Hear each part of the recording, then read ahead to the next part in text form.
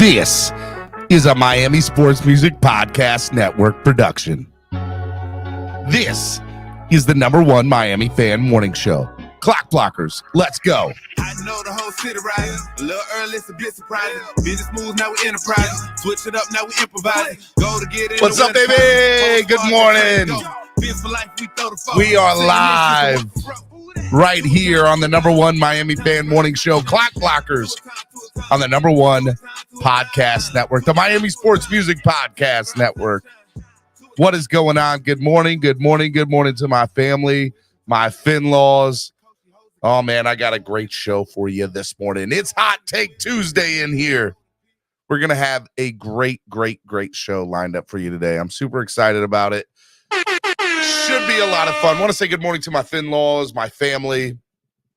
That's with a PH. Super excited that you're here on this Hot Take Tuesday. My name is Stephen D. You can follow me on all social media at Stephen D. SKPL. Spread kindness, positivity, and love. You guys can do that on all the social media networks, including Twitter. Make sure you follow me on Twitter at Stephen D. SKPL. Also, follow Miami Sports Music everywhere at Miami Sports Music and on Twitter at MIA Sports Music. Want to remind you guys to hit the like button. Hit the like button. Subscribe to the channel. Hit the like button and subscribe to the channel.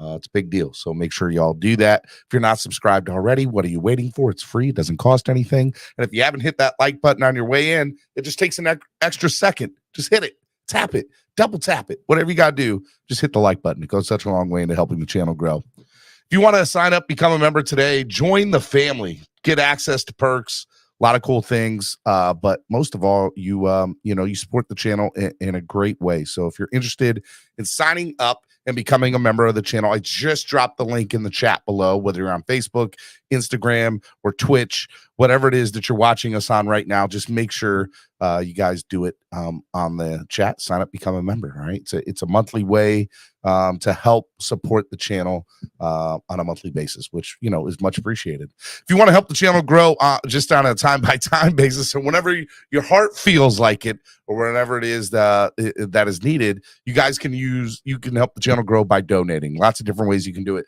The first way is you can use the YouTube Live Super Chat if you're watching us on YouTube, and that is the $ below the bottom of the chat. Feel free to use that on YouTube at any time. If somebody wants to do an example right now, donate. I can show the people what it is. Even if it's $1, it goes such a long way into helping the channel grow. But it's a great way. It's called a YouTube Live Super Chat or a Super Sticker. You guys can use it that way. If you're rewatching this on YouTube and you're not watching us live, they have YouTube Super Thanks, which is a heart sign with a $ in the middle, and you can use that as well. It's such a big way to helping the channel grow and keeping us afloat and allowing us to do this on a day in, day out basis. So it's much appreciated anytime you get a chance to do it. Also, you can donate on Cash App or PayPal. $ MSM Network on Cash App. You see the QR code that's right on your screen, or PayPal, which is also MSM Podcast Network. And I do want to remind you guys, the Super Bowl is set. That is right, which means we are doing the Miami Sports Music Super Bowl box pick. You guys can send the names to vpmiamisportsmusic at gmail.com. Send payment to either Cash App or PayPal. Okay. As a matter of fact, I got a new thing up here. Let me pull up the new thing real quick. I forgot to download that this morning. I've been doing 50 million other things, as you guys know. So it's just been it's been a lot. Let me pull up the new thing. Where are you at? There we go. Oh, there we go. This is the new box, the updated box.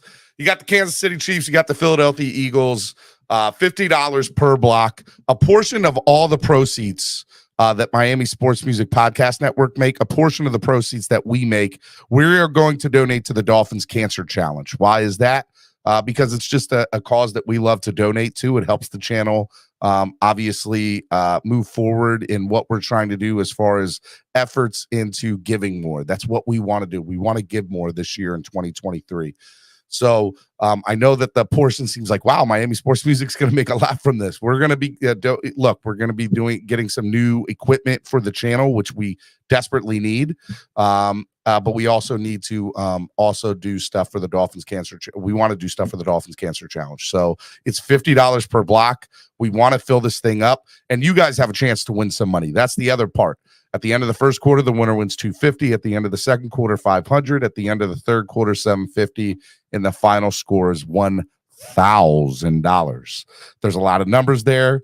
Feel free, but you can only send money on Cash App or PayPal. When you send the money in the message area, please put your name and box numbers. Do not write box pool, okay?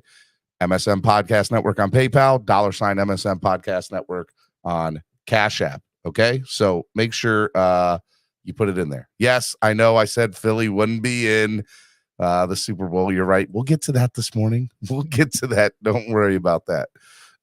Real quick, just want to do a quick rundown. Want to thank our sponsor, ZSM Sports, the #1 place to get your cards, jerseys, balls, and hard-to-find items. ZSM Sports. He's got a lot of really cool autographs coming up. He sent me a whole bunch of stuff this weekend. I'm going to make that announcement on tomorrow's show. It's awesome. Zachary's got a lot of amazing, cool events. Make sure you're following ZSM at Sports ZSM on Instagram. Zachary's got all the stuff up there. Make sure you follow him there. Hangry Owls, good food, good mood. Craft subs and salads. Hangry Owls is the place to go. Follow them at 305-279-5332 or give them a call there. You can follow them at Hangry Owls, HANGRYALS. Vesa Sur. We love some Vesa Sur. That's right. Got to roll the R. Vesa Sur, born and raised, the official beer of Clock Blockers, a beer that was created for the fans, by the fans, which is exactly what we are here at Miami Sports Music Podcast Network, a network that was made by the fans for the fans. A great place to sit.com. You need a place to sit at any concert, sporting event, or theater. Go to a great place to sit.com. The price you see is the price you get. There are no extra service fees or ticket fees, so make sure you do that. And then Tail Greeter. We love Tail Greeter. Download the app today on your current Apple or Android device today. I got to say something nice about Apple today. For those of you who don't know, I'm a big Android fan, but Apple, let me see. What can I say nice about Apple? Apple, man, I don't know. Their app store is very user friendly. Apple's app store is very user-friendly.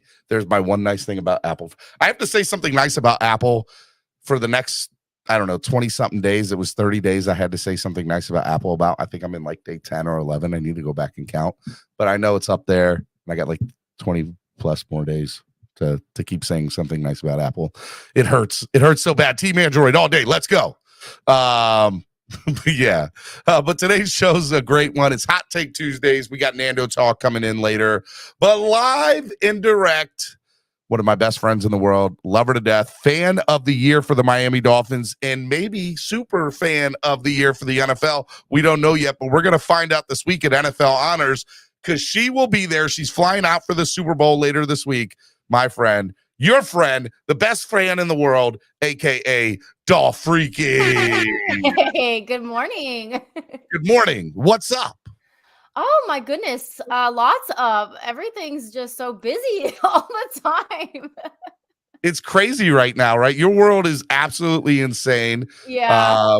There's a lot of things that you're doing. You were traveling a lot the last few weeks. You went up to Buffalo for the Buffalo game. You were there for that. We're going to talk about that. We're going to talk about your upcoming Super Bowl week. Yeah. There's a lot of stuff to talk about. But first and foremost, how's it been to not travel the last weekend or two? It's been I know good. you wish you were traveling, but yeah. It's nice to just relax, right? I would much rather travel, yeah, but it is kind of nice to be home and like spending quality time with my family. And actually, like, I think for the first time in a long time, I actually like worked a full like pay period at work. Oh my goodness. Without any like PTO days or anything. So they're happy to have me back like full time. I'm sure that they are. One of the things that I tell people all the time, especially when you're doing the super fan stuff or you're content creator, it takes so much out of you. You're away from your family, you're away from your job. Shout out to the best husband in the world, aka Jared. You're aka Dolphreaky Security. The sacrifices have been real on his end for sure. It's just been very busy, and like for him to let me go, I went to LA for like a special opportunity, and then I went right to Buffalo. So I was gone for 5 solid days, and like that takes a lot, for him to watch the kids and everything by himself. So big kudos to Jared. Thank you. I love you so much. Thank you for letting me do everything that I do. Is absolutely amazing. No, Jared is awesome. We love Jared. Yeah, so I mean, I brought you on this morning, number one, because we have not talked in a while. I know. We have not talked in a while. We were texting each other a little bit early last night, and I was like, yeah, just so you know, I haven't talked to you since really the season ended. It's been a minute. We talked one time, you, Jared, and I on a call, and that was it. And yeah, that was like 2 weeks ago. That was actually when you were planning on still going to Buffalo, I think. Oh yeah. The season hadn't even ended yet. Man, like life goes so fast. Like I just feel like these days have been a whirlwind. But yeah, like why did we let so much time go between our last phone call? I don't know. Insane. It's my fault. It's definitely my fault. But I was like, you're coming on the show before you go to Phoenix this week. I have to have you on because everybody in the world that's a Dolphin fan wants to have the fan of the year on their show. It's happening. Yeah. I have like 5 pods this week, so it's very busy. But all right, real quick, let's talk about the end of the year. So you went up to LA. You can't tell us what that's about yet, but just so y'all know, I know a little bit, and I'm telling y'all, just watch the Super Bowl. Is all you need to do is just watch the Super Bowl, and you might see a person or two on there that we know. Not because you'll be there, but because you'll be there. Yes, I will physically be at the Super Bowl, and I cannot wait. I am so stoked. I'm stoked that, like, for once, like, I don't care who wins. But I am going to pull for my hometown Eagles. Like, big shout out back to my people at home because I know how much they want it. So let's go Eagles. You were born and raised right outside Philadelphia. Yes, and I was surrounded by Eagles fans my entire life. Like so your family's very, very jealous right now that you're going to a Philadelphia Super Bowl. Yeah, in fact, many people from like my hometown have reached out like, hey, can you help me like get something from the Super Bowl with like Eagles on it? And I'm like, yes, I will bring back all the stuff I got, you guys.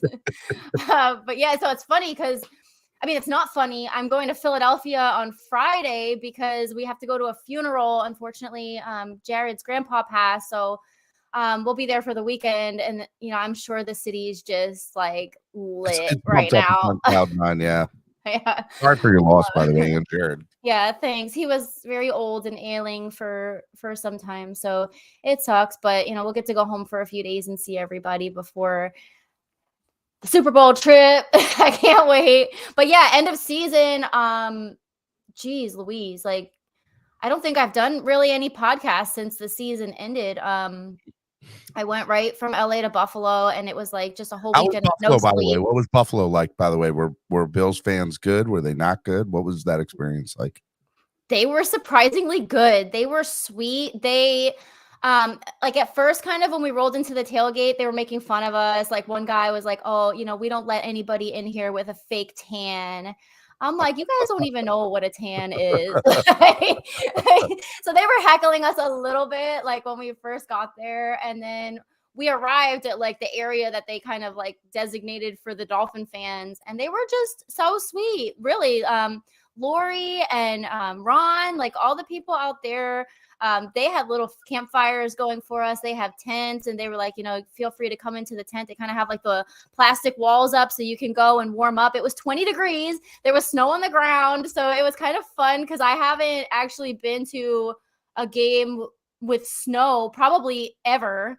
So that was fun. So we were never been to a game with snow? I don't think so. I think the last game that I went to that had snow was an Eagles game, but I was a child and we were like, it was like one of those snow games where like the fans are coated in snow, you know, like there's snow all over them. But yeah, no, I don't think in like my adult life, I have been to a snow game. So that was pretty cool. And I was very surprised at how welcoming that the Buffalo fans were towards us. And they just had such a great time. Like we had all kinds of crazy things going on. I don't know if you've ever seen the bowling ball shot. No. Oh yes, I did. I saw. That's gross, but I did see it. It is so gross. I'm gonna send you this video right now. It's in slow motion, but it's worth watching. It's very send it to me on Facebook, and that way I can try to pull it up. Yeah, I'm not proud that I did it, but I figured, you know what? But you were a trooper. You were a trooper.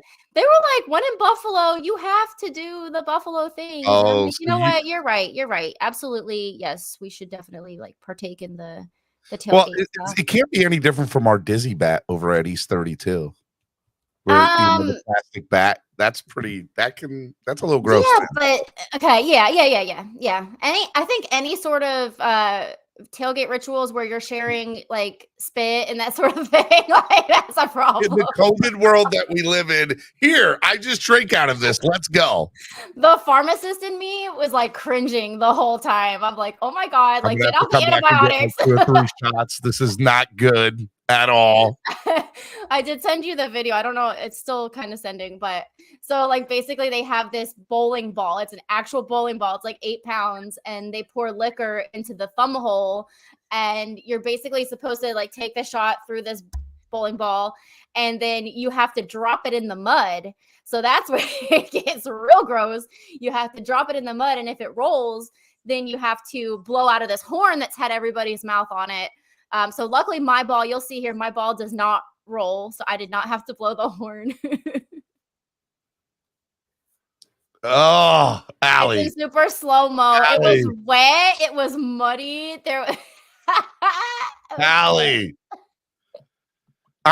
There are many things in this world that I've been disappointed with, but this one might take the cake.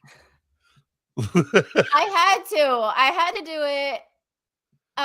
Yeah, so that ground you can't really tell from here, but that's all mud water.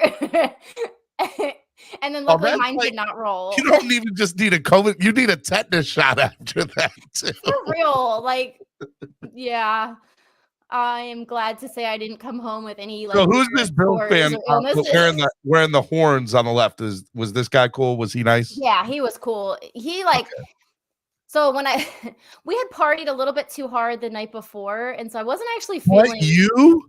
Yeah. The night before? That never happened ever. Well, listen, like I was fresh off of my LA trip. I was like, let's just go. So Gorilla Luke's picked me up at the airport and LL Cool Fin, and we just like went right to the bar.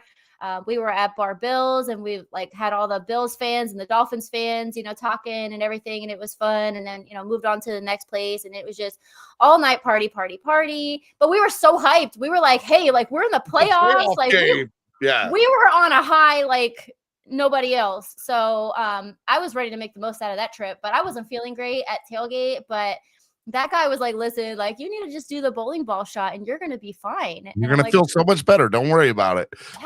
Alcohol cures everything.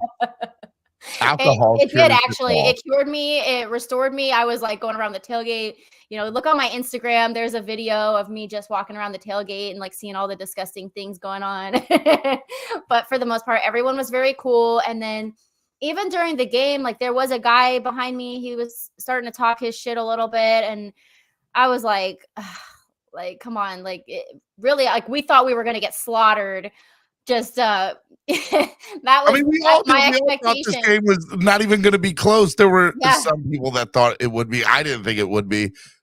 Vegas had the game at I think Vegas had the game at 14 points, which was absolutely insane. But for the game itself, so the game ends up happening and you're in the fourth quarter and it's close. It's ridiculously close. As a matter of fact, if I'm correct, we're even leading at one point in the game, late in the game. So what were you thinking at that point? Were you like, holy crap, we're going to pull this out? Or were you like, okay, just a lot needs to happen, but this is crazy how good they're playing.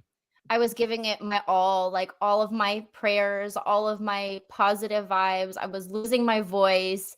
I was nervous. Like, I don't think I've ever been to the point where I was so nervous that like I couldn't, like I was frozen with fear. I was like, please, like I was singing. I was like trying to like just will the team to win. And I'm like, please, like this could be crazy. This could be so crazy if we won. And then, when it came down to that like last first down where they weren't really sure if it was or it wasn't, I just turned around and I was just like, I just knew, and so it was a tough way to end, but it was also, this is how I feel. I hated that we lost, but I was very happy with the fight that we put up in Buffalo, having the team that we had. So I walked away.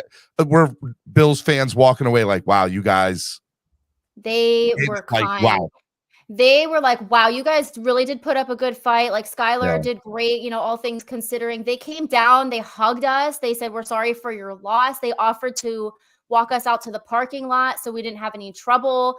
I was not expecting that at all. Like there was no gloating. There was no like, you know, making fun of us or anything. Like they were so kind to us. They knew like, you know, So how bad had it hurt to one lose of like that way. 20 mil out of 20 million people's experiences in Orchard Park. You had one of the best ones because 99% of stories I've heard about Orchard Park is all bad from what That's what heard. I've heard too. And people were like, you're going to Buffalo. You're so brave. Like I would never 110%. I would do it again. I told you we had a conversation. I'm like, I'm not going to Buffalo.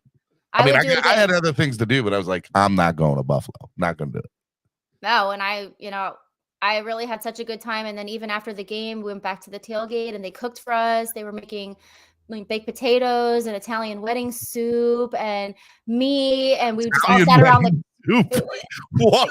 Dude, they were I've making heard a lot of things at tailgates. Italian wedding soup takes the cake. But Cameron, if you're listening, get on that Italian wedding soup next year. When it was 20 degrees, you have no idea. We were frozen solid, like how refreshing that was. And that was like the ultimate gesture. And they were cooking them on like these strange, like this guy was cooking this in like a wheelbarrow thing with like a pot. I don't even know. But it was sweet because then it was kind of like, wow, like we're just gonna chill around the campfire and talk, and you know, it was a really good experience. And then you know, we kind of were exhausted at that point, and then I had a 5 a.m. flight out of there, so I was out of there as quickly as I had come. But yeah, very sad going home. So you came home. Season's over. Yeah. You know, I was devastated. I'm not gonna lie. I was quiet for a week or so. I felt like defeated, you know. I don't know. When you really build yourself up every season like we do, and we're like, you know, we're going to the Super Bowl, and then it just all of a sudden it's over. For me, 90% of the time I'm like that. But like, so I'm watching the AFC and NFC championship games this weekend, and in my mind, I'm like, damn, the Dolphins only stopped playing 2 weeks ago. Yeah. We were 2 weeks away from playing in the AFC championship game. And to me, there's just something about that where I'm like, well, that's pretty cool. Yeah, like we're of course. Close. I had that thought this weekend. I'm not saying it. Look, it's probably a fan thought, right? I don't know if it's much of a football thought, but like a football itself thought, like, but for me, it was like, man, the Dolphins only stopped playing 2 weeks ago. So does that mean we're 2 weeks, like we were 2 weeks away from, imagine if we had a beat Buffalo, we would have only been 1 week away from playing in an AFC championship game. And, you know, there's the fan base. Look, so here we are this weekend, right? Yeah. The fan base is it accurate to say that the fan base is fractured, or where do you think what is the pulse of the fans right now, having the season that we've had and then heading into the off season that we're heading into? I feel like everybody's very calm right now. I think we're all kind of like watchfully waiting about Tua, and like the fact that he's still in concussion protocol is concerning for all of us. And we're kind of like, okay, what are they going to do at quarterback? I think we're all exhausted. Okay. This has been a very mentally taxing season for all of us. Big, huge. So maybe I'm speaking for myself, but I'm straight up exhausted. So I think I'm not seeing a lot of infighting at all. I think, you know, this drama with like the defensive coordinator stuff too. We're all kind of like, what is going on? Like, first they announced, okay, like welcome Vic to Miami, and now they're like, oh wait, it's not official. I know so that whole thing on Sunday. So the Tom Pelissero making the tweet, and then nobody really, like Ian Rappaport, like said, oh, it retweeted Tom Pelissero's tweet saying, oh, but he never caught it. There are some Daniel Oyefusi, Marquez Luis Jock, who covers the team, beat writers, that have said that they've said in their sources and their insight that this is true. Like they came to an agreement. There is a verbal agreement between the two parties. It's just not. So I take that.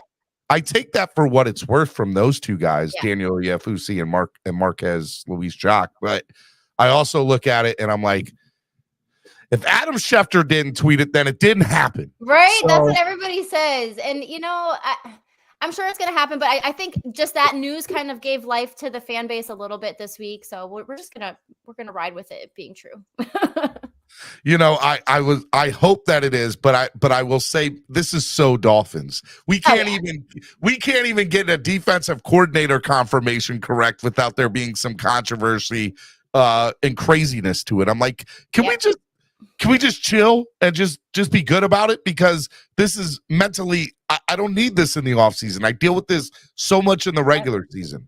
All right. And our off season last year was so much drama. So is this off season going to be? I feel like it should be quiet. It should be comparatively. I think we kind of know where we are. We got to the playoffs, like where we just have a few little things to build on. It's not like we have like a whole rebuild ahead of us. So no, look, and that for me, that's kind of what I more or less kind of how I felt this weekend, right? Like I was like, for me, there's no need to rebuild at all. We're in a very good position as a franchise. Forget the Dolphins itself, being a Dolphins fan. I'm like, I look at this franchise and I'm like, man, we're in a pretty decent position right now, very unique position. And so a lot of it will depend on certain decisions that are made. I don't think we're going to get any true confirmation of Fangio till after the Eagles are out, win or lose, right? After the Super Bowl, I don't think we're going to get any real confirmation because he's an analyst for the Philadelphia Eagles. So right now he's dealing with the Super Bowl run and helping out with the coaching staff. Maybe this week we hear something, maybe, but otherwise I don't see it until after the Super Bowl. So that's as far as Dolphin news. I don't think we're getting anything till after the Super Bowl's over, which means for the next 2 weeks, this is kind of what we're going to be in unless some news happens today or tomorrow, because then come Thursday, the Super Bowl pretty much takes over for the teams that are there. Like they're getting ready to fly out and head to Phoenix. They're getting all their families ready and everything. I feel like the first 4 days you're chilling and there's a chance maybe the news comes out before Thursday, but I don't think there's going to be any news before Thursday, personally. I don't think so either. And I also think, the fan base is a little bit chill right now too, because of the teams that are in the Super Bowl. Like we're not really super emotionally invested in either of these teams. If it was the Bills, I think, we'd all feel some sort of way. So I feel like everybody's kind of chill. But, to be honest, I haven't been like deep into Twitter this week. I've just been working. So Justin Vandenberg says, Stephen, if I can find the video, it was said that Tues is out of concussion protocol. The Dolphins just don't want him playing in the Pro Bowl just to be safe. Justin, I don't know if that has anything to do with him being out of concussion. He could easily say they're out of concussion protocol, but we're just not going to let him play in the Pro Bowl. We're going to sit it out. Although this morning it was announced that Tyler Huntley for the Baltimore Ravens made the Pro Bowl as the backup quarterback, which I think is hilarious because nothing. And we're just handing out Pro Bowls now with Tyler Huntley's getting them. Before we get into the Super Bowl stuff and the Super Bowl talk, there was another thing that came out in the last 24 hours. The Miami New Times said that the Miami Dolphins fans, matter of fact, I'll even put this up on the screen. Miami New Times said that Miami Dolphin fans are ranked among the NFL sexiest. And look who's on there. Whose picture is that? Right on the front of it. Did you see this? Yes, I saw this. My inboxes have been going wild with this. And I just thought it was funny too. Like Gorilla Luke, who's standing next to me, like his nickname is literally Big Sexy. I know. So in this picture here, which I think is great, you got Gorilla Luke, who's AKA Big Sexy. That's his nickname. And then you have Brad Wimes, who's like the person who works out every day. And his daughter who's there, who works out just as much as he does. So I think this is such a funny picture. And then you're up here.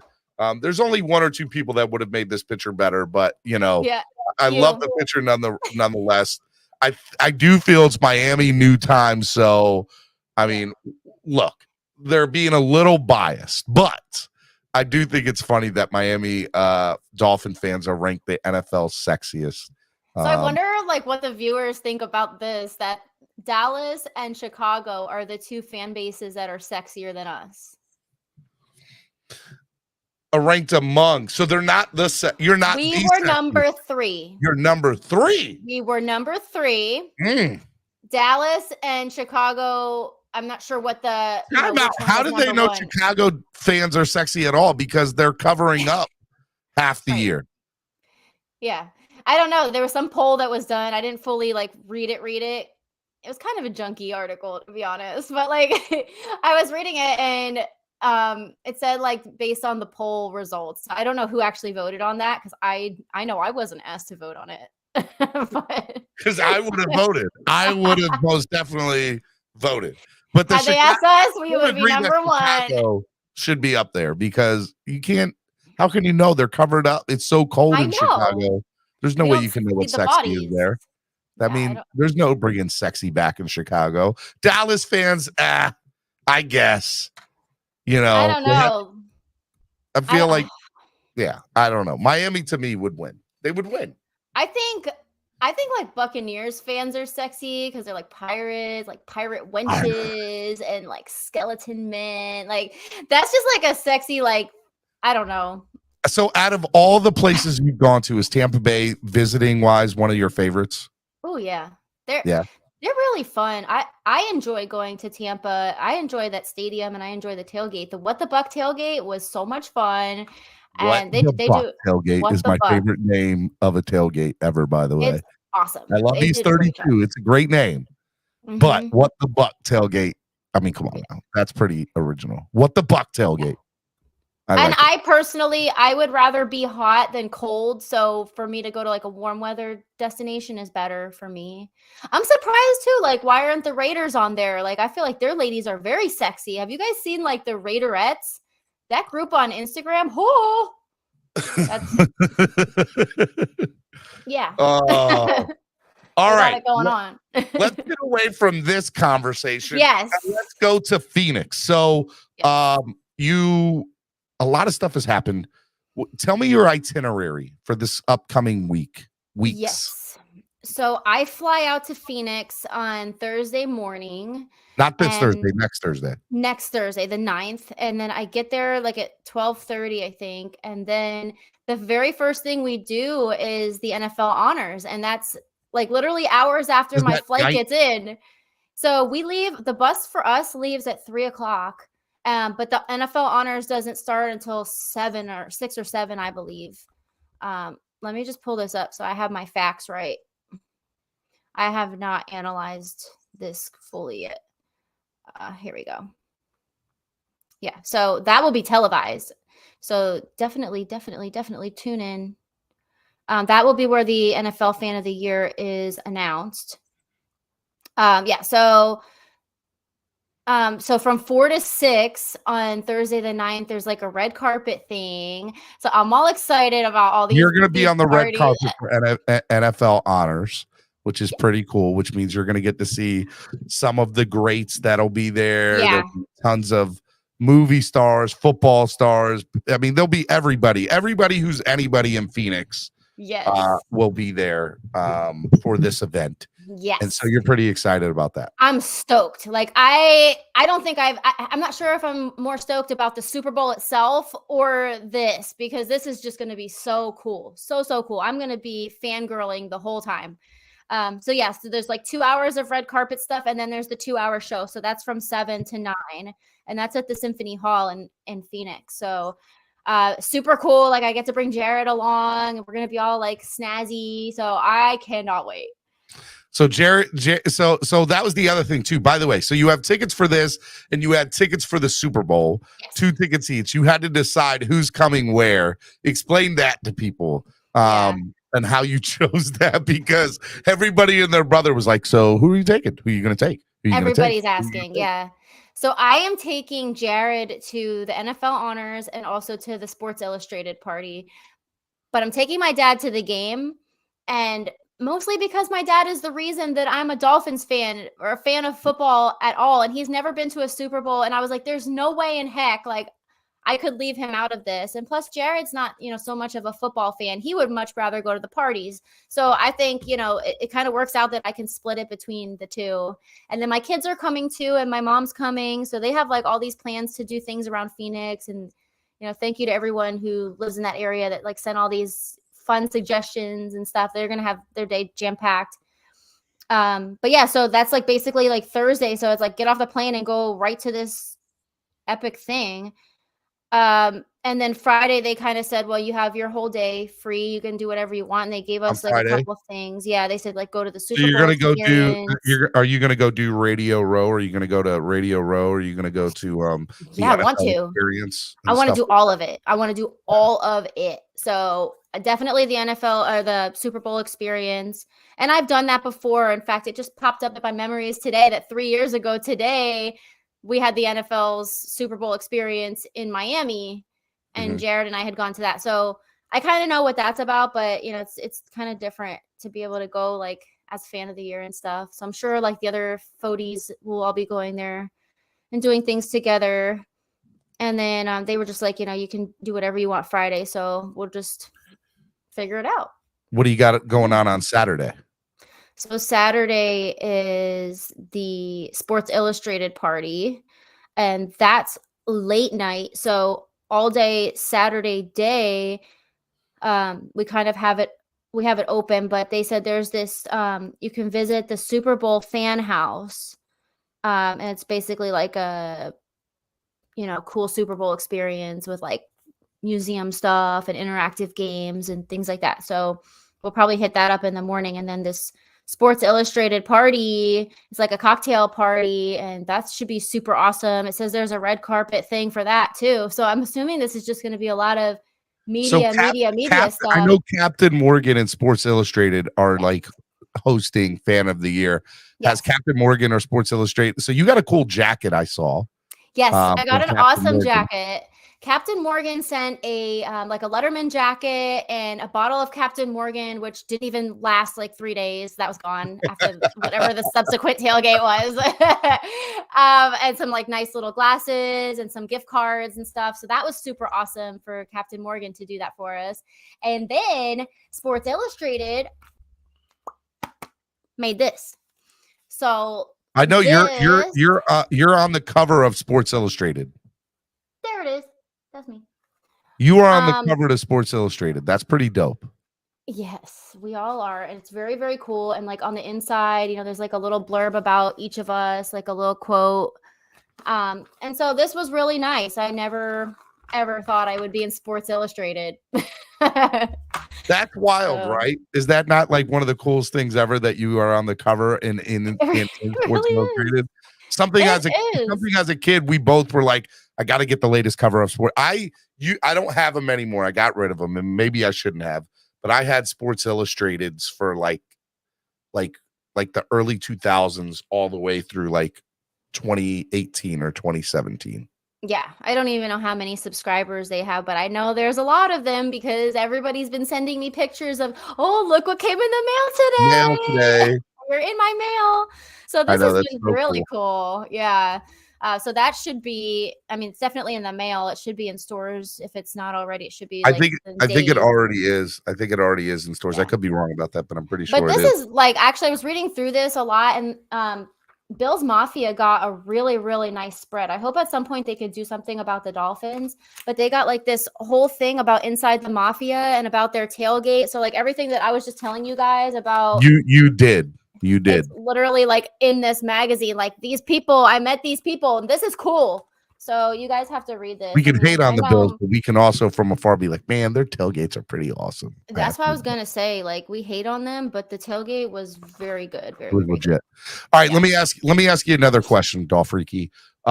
So when are you supposed to find out if you're going to be NFL Fan of the Year or a finalist, or how does all that work? Do you know what the deal is? I don't know for sure. The rumor is, because the voting doesn't end until the 8th, but the rumor is people can still keep voting. Yes, please keep voting. Like, let's not let up now. We only have like a few more days, like 10 days, 9 days. So yeah, let's keep voting. You can do it unlimited amount of time. So vote, I just share. dropped the I link in the appreciate chat. it. The link is in the chat. Go Yep. vote 1,000,000 times right now. Yep. But not only like this is not just about me, like this is about us as a fan base and us being recognized on the national stage. So I feel like our fan base does so much. Like we really, really deserve to be up there. So, I'm nothing without you guys. I would not be here without any of you guys nominating and supporting and voting and all this stuff. So we got to keep it going till the end. And then, so what I had heard is that the winner would be notified prior to the actual event. So it's not like they're going to call us up out of the seats and it'll be somebody's surprise. Somebody will know ahead of time. That's the rumor. I haven't been officially told that. That's just kind of like the chat amongst the FOTYs. So, so you we'll talked see. with other fans of the year from other teams. What is that? Yes. You were also on a Zoom I saw with Yes, Roger yes, yes. Goodell recently. Yeah, this has been so fun. So really, like we've become already so close, and most of us have never met each other. Like we've met, some of us have met, but we have group chats. We have a Facebook group and everything that we're in with all of even the previous fans of the year, all in this group. But so our chat is just amongst ourselves. Everybody's so excited. Everybody feels very honored to have been chosen, and we're all just kind of planning like our get-togethers and stuff, and planning to like exchange patches and stickers and all this fun stuff that fans do. So what was I getting at with that? Oh yeah, so we've been talking a lot, and they say like that's one of the most rewarding parts of the experience is actually like the relationships that you develop with the other fans. So I'm looking forward to that and being able to party with them and get to know them. So it should be really cool. But yeah, we've been doing Zoom calls. Just about every week we've had a Zoom of some sort. The latest one was actually, I thought it was going to be one of the more boring ones, but it was awesome. It was about the making of the NFL schedule and everything that goes into that. That's pretty cool, right? How they do that. So I've heard a lot of cool things about that. Yeah, I had thought, it's just a computer. Like they plug like a formula in and like boom, like there's a computer that helps them out, but yes, he said there's multiple computers that run certain schemes and stuff, and then ultimately there's a team of people, like 6 or 7 people, that kind of work on tweaking it so that it's the best for the TV networks and viewing, and it's kind of crazy like how much they tweak it. Hey, we really don't, I appreciate the national televised games, but we don't play well during those games. So we don't need to give all of them to us this year. Yeah, so Michael North was the guy who was on the Zoom with us, and he's been doing this for a really long time, and he says they kind of, they come to some kind of conclusion to like a schedule that looks really good, and then they tweak it as they go. So like based on your rotation of what division you play, based on your standings the previous season, whoever wins the Super Bowl, is going to be the first game of the season on Thursday night. And like, there's all these things that have to happen. And so then he said they can also make it so that, there's implications as far as flexing, like late in the season. And he said Goodell has a big hand in all of that. But what I thought was interesting is how, a lot of people like to say, oh, the NFL's rigged. It's rigged. It's rigged. Hold on. This weekend, let me tell you, did you watch the games this weekend? I did. If that didn't make you think that conspiracy theories exist, it definitely made you scratch your head. Now, I know I still believe it doesn't, but I'm telling you, watching that game with Kansas City, I was like, an extra down. Come on, bro. This is ridiculous. Yep. There's definitely a lot of things that the officials can do to sway a game. It could be determined beforehand or on the fly, like how they sway a game. But that's not what I'm getting at. What I'm getting at is they can make the schedule one way or another, more detrimental for a team like a Florida team to have to go to Buffalo late in the season when there's snow, or have Buffalo come to Miami early in the season when there's, when it's hot. So they can sway it to be like about the weather conditions for a game and, like how that affects things. And so they could definitely switch things around to make things either more interesting, easier, harder, that sort of thing. So I feel some sort of way, but I'm going to keep that private. All right. Miami Sports Music's number one Miami fan morning show, Clock Blockers, right here on the Miami Sports Music Podcast Network. Dolphreaky's got a few minutes left here with us, and then we're going to have Nando come on and enjoy the rest of the morning here with us. So, out of all the things that you're about to do this weekend, name the one thing so far that's been the coolest, and name the one thing that you're just looking forward to the most. Like and maybe it's something like meeting somebody that you really want to meet, or just something that you're looking forward to the most, but also something that's happened already. Yeah. So, I mean, this is kind of unrelated. Well, maybe it is related to the fan of the year thing, but for me, the coolest thing that happened this year was the chant starter opportunity that I had at the last game. I got to go down on the field and, say, let's go Dolphins 3 times in like a game that just meant everything as far as our playoff implications. Yeah. Honestly, like I was just in awe of that entire process and just being down like on the field, on the sidelines, as the team is practicing and talking with, I talked with coach's wife and I talked with the Waddle family and like all different people down there. That was so cool. And then, to see that video, all over the social media and see how people like received it so well and stuff, like that was a special time for me. So big thanks to the Dolphins for letting me do that. It was awesome. Yeah. And then I guess as far as like what I'm looking forward to the most is just the Super Bowl in general. Like, I mean, obviously the whole weekend, but I had heard, people were like, you're not even going to watch the game because you're going to be so in awe of all the celebrities that are around you, people like walking around, I can't wait, for just that experience in general, but also I'm looking forward to the halftime show too, because it's going to be Rihanna. Dude, Rihanna is literally like the soundtrack of my life. Like I can remember when you found out she was doing the Super Bowl halftime show. Were you like, yes? Yeah, like I was stoked. And, I can't say she's like one of my favorite performers ever, but I can just think as like being a young fan, living in Philadelphia, going through pharmacy school, driving through on the highways through the city. It was always Rihanna on the radio, always. So, like that song, like Live Your Life, like all those songs were your so football hot. Self and your personal self have come full circle with this Super Bowl. That's funny. Yeah, so I'm looking forward to that too. So just, in general, the whole Super Bowl is it's not something that everybody gets to do in a lifetime. And I'm so grateful to be able to do it. So I will document it as much as possible too. Couple of rapid fire questions before I let you go. First question, among the FOTYs, fans of the year, FOTYs, who is talked about as the odds-on favorite inside of your discussions? Who does everybody think is going to win? So I haven't heard anybody say who they think is going to win. What? Yeah, not at all. Like there's been conversation would happen with inside the FOTYs. No, it hasn't. So that's kind of interesting, I guess. Nobody wants to jinx themselves, like everybody wants to be nobody's brought up the conversation yet. That's what that sounds like. So what I'll give you my opinion. Who do you think is going to win?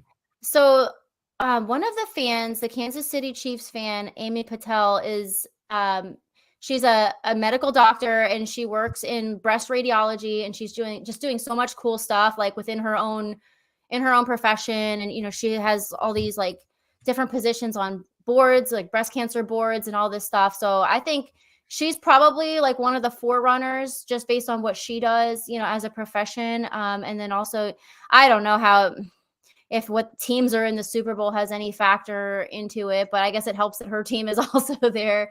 But I think I found her very impressive. And actually, honestly, all of them are doing so much stuff. It's like, it's overwhelming to see just a small group of people doing so many things. We have teachers and we have, people of all different kinds of professions and running charities and people, in PFUFA and in elite sports, elite super fans, and like doing all these different, groups and hosting tailgates, and, everybody's so equally deserving. So the competition is definitely tough, and none of us know where we stand with the votes.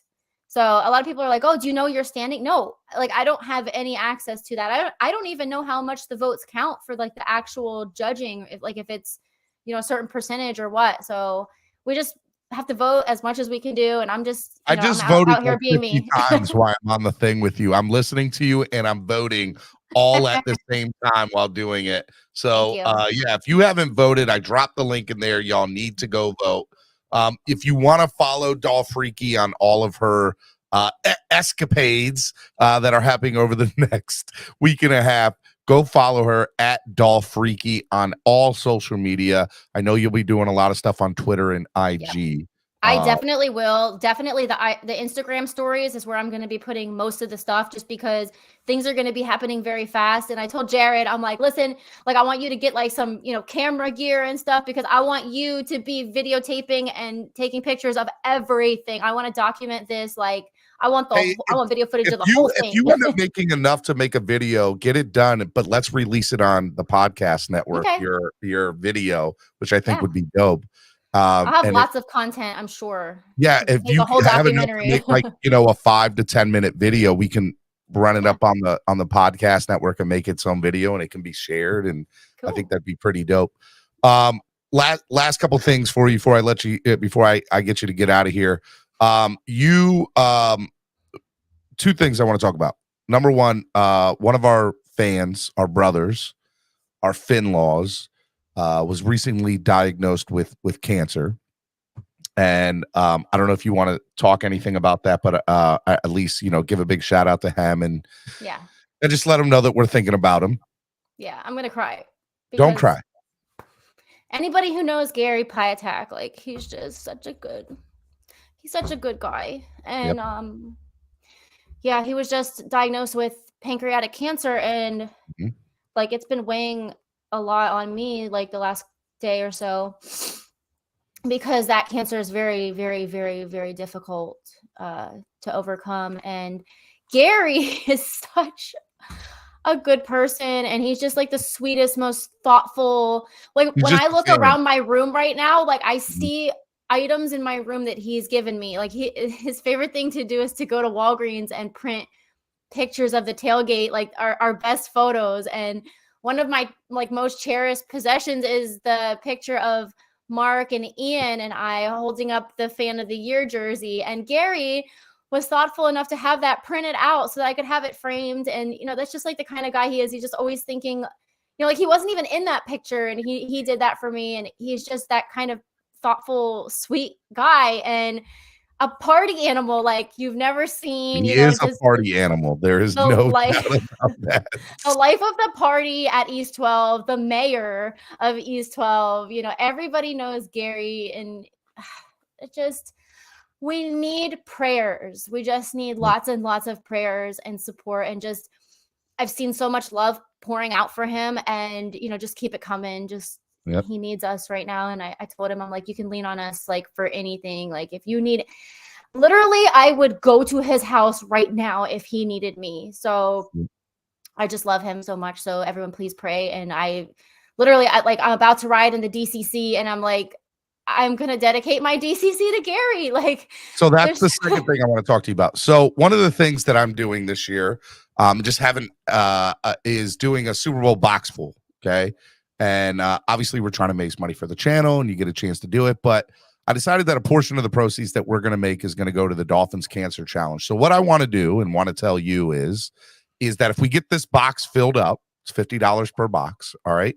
Is that a portion of the proceeds that I'll send to the DCC, I will send to your portion of the DCC, your Southwest Florida fan club.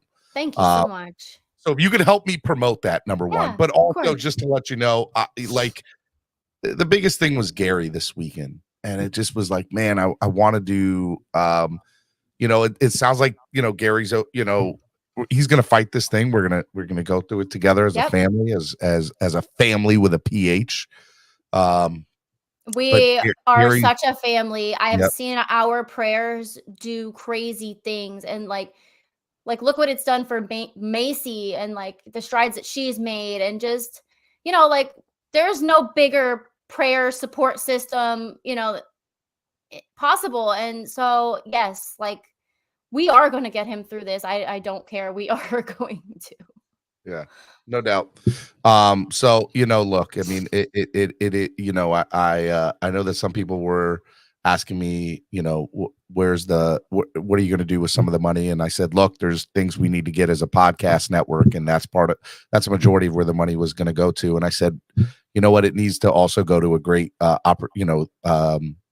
thing like Dolphins Cancer Challenge, and it's the NFL's biggest fundraiser. Yep, and it is. Sylvester Cancer Center does so much. Like, honestly, I've just been humbled to be a part of the experience and to hear the doctors talk and the nurses, and they actually see the money at work.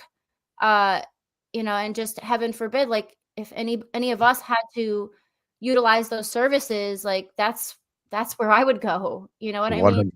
100%. And so, Gary, our thoughts and everything are with you, but also, Allie, you do such a lot for the Dolphins Cancer Challenge. So I love you. You're the best.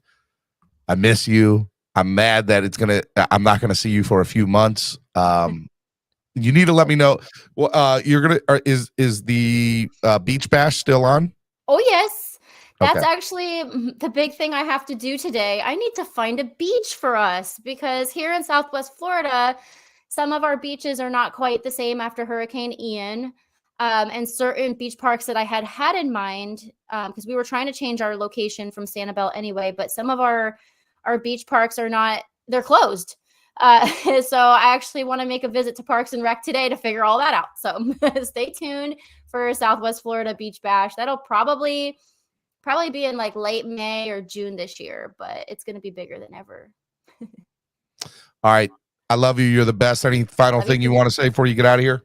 No, just I love you all. I'm going to miss you guys so much in the off season. Like, I know Steven's going to keep doing his pods and everything, so I'll try to be present, so it doesn't feel like I you know how I am. You don't love me anymore, Allie. You know how the off season is so long, but like it never really ends for us. So it never really ends. Present. I agree. We're a family. We're always there.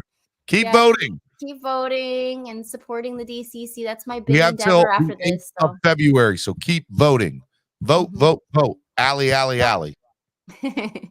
right, Allie. I love you. You're the best. Love you. I will talk to you next time. See you later. Bye. Peace. Miami Sports Music's #1 Miami fan morning show, Clock Blockers, right here on the Miami Sports Music Podcast Network. That was Allie, aka Dolphreaky. Make sure you guys go vote for her. Support everything she does. She's absolutely amazing. She does so much for the fan base. She does a lot.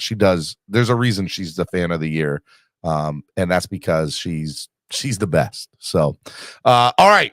Without further ado, my co-host on Tuesdays, my brother from another mother. We got a lot to talk about Dolphins-wise, a lot of stuff to discuss. My man, Nando Talk, ladies and gentlemen. What's up, Nando? You're on mute. Donut. There we go. Epic intro as always, and already a tough start for me to follow up such a great guest. That's awesome. You had Ali on, Dolphreaky. Vote. That's sick. I know. Starting off on mute, not the best way to follow up such a performance. It's okay. It's okay. Buy stocks. How many squares are left? Almost all the squares are left. Go buy your square. It's $50 a block. You buy it on Cash App or PayPal. Okay, go get your square. All right, and as soon as we get them filled up, we can go ahead and do the numbers and everything. All right, let's raise some money for a great cause for the channel. Get yourself an opportunity to win some money back. It's fun. It's for a good cause, and it's really, really good. So make sure you get your on Cash App and PayPal, MSM Podcast Network. There's your answer there, bud. Okay, let's talk, Nando. Crazy weekend, you wake up Sunday morning, you're ready to watch some football, and you get this news about Vic Fangio. Let's dive right into it. What's your thoughts? You're on mute. What's your thoughts about Vic Fangio? Yes. Fangio, man, it's interesting. Like we were told he's agreed to terms. He's set to be the highest paid coordinator, blah, blah, blah. We've thrown the bag, yada, yada, yada. And then he supposedly told two reporters that he hasn't officially signed. He hasn't put pen to paper. He hasn't told been here. One reporter this supposedly, and it was a Denver Broncos reporter. Oh, wow. That's what I'm saying. Like, people are just running away with stories at this point, Steven, and it's kind of hard to see what's concrete. Like, we thought originally, bam, we've got the facts, he's coming, and now it seems there's like he said, she said, this story, that story. All right, so here's the thing. Tom Pelissero Sunday morning tweeted it, right? Ian Rappaport then retweeted his retweet saying, hey, this is a great hire, a great pickup. All right. So then you had Ian Rappaport and whoever. Then you had local beat reporters, Daniel Oyefusi, Marcus Louis Jock, and if I'm saying your name wrong, I apologize. Pretty spot on. And they said, speaking to somebody within the team or speaking according to sources, we have confirmed this is a thing. This is a done deal. Okay. Right. So that is true. It's a verbal agreement. Nothing has been signed to paper, but it's a verbal agreement. Well, then what happened is hours later, a Denver reporter said, hey, look, I just got off the phone with Fangio. He says he hasn't made his decision yet. Well, that's interesting. All right. So here's what I think. I think there is a verbal agreement in place. 100% think that happened. But because he still is with Philadelphia and still in Philadelphia helping them in their Super Bowl run, he's not signing anything yet. So hence, there's no point in making an official announcement yet. You haven't heard officially from Vic Fangio. You haven't heard officially from the Miami Dolphins. So I don't think it's fake news. I just think it is what it is. There was a verbal agreement that took place, and that's it. I think that's where we're at. I think if there's going to be any official announcement, it's going to happen one of two times.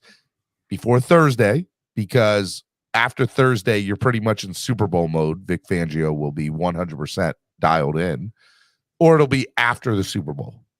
Those are the only two times you'll hear an official announcement. Otherwise, I don't think we're going to hear anything till after the Super Bowl at that point. So, yeah. Like that to me is what I think is going to happen with Fangio. Do you agree? Do you disagree with me?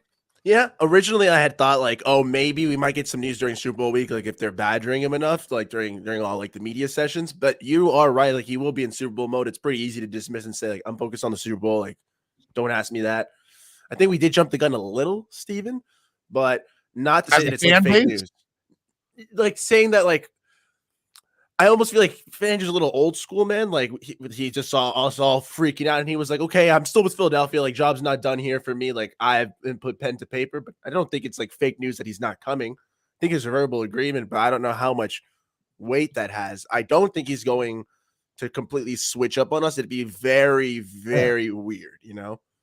You're right. Verbal. So somebody said, "Swear jar ain't real." I wonder if this is level 2 noob or Andrevius. He said verbal agreement isn't binding. A team can swing in and offer him more money, and he can easily flip up. That's like, true. Like there's a Nobody's chance he's saying that.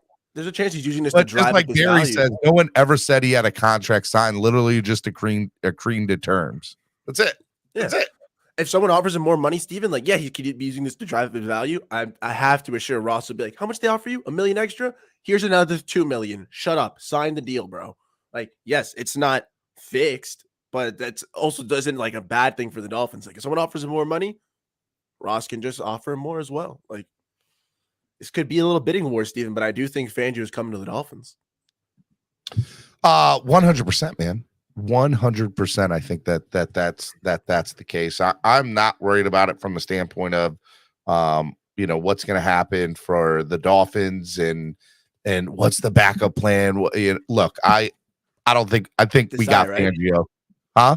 It'd be Desai, right? It could be. It 100% could be. Desai isn't going anywhere until he finds out officially where Fangio's going, because he's part of that Fangio tree. But I still think that there's a world where Fangio takes the Dolphins job and Desai comes on as his assistant defensive coordinator, or in some way, shape, capacity, a coaching staff under him. I would love to see that. That would be just the dream. But yeah, I mean that's what happened this weekend as far as Dolphins. I want to go back into it. Couple of things I want to address. Number one, I said that the Eagles in no way, shape, or form were going to make the Super Bowl. They wouldn't even sniff it. I'm going to be a hater, however you want to call it. No. I don't care what adjective you use. They got lucky as heck. Okay, let me just throw that out there. The Eagles got lucky, bro. They didn't have you had to face Joshua Johnson. Hey, man. Everybody said any QB could fit that system. Josh Johnson finally showed not every QB can succeed in that San Fran offense. Yes, they found one that couldn't do it. Okay, look, I'm telling y'all right now, the Eagles cakewalked their way into the playoffs. They got the number 1 seed. Nobody's doubting that. Okay, that's real. I'll give them credit for the number 1 seed, man. They did. They had to face Dallas, who are perennial losers in the playoffs, who can't get out of their own way. Dallas lost that game more than the Eagles won that game. I don't care what anybody says. Call it what you want. Okay? The Eagles played the Giants. Oh, that's right. They played the Giants. Hello. There we go. Kind of worse, honestly. Yeah, they're worse. Exactly. Okay, like a surprise team. Yeah, I get it. Exactly. So they faced the Giants. They didn't. Okay, you're still making my point for me. The Giants didn't. They shut down the Giants, who, by the way, collapsed. barely got in. Okay, they did. Let's be honest. Let's call a spade a spade. All right, and then they had to face in the NFC Championship the 49ers playing with their 4th-string quarterback. Come on, guys. Come on. They got lucky. They got lucky. And they're going to face the Kansas City Chiefs. And look, Mahomes is not 100%. He's not. But I am definitely a real Philly hater. I don't believe that they are him. I don't believe that they are number 1. And I'm very surprised they made the Super Bowl, and I think they got lucky as hell. That's it. I think it's wild. The Chiefs are underdogs right now, bro. A real Philly hater. There's 1 game left in their innings. I don't care.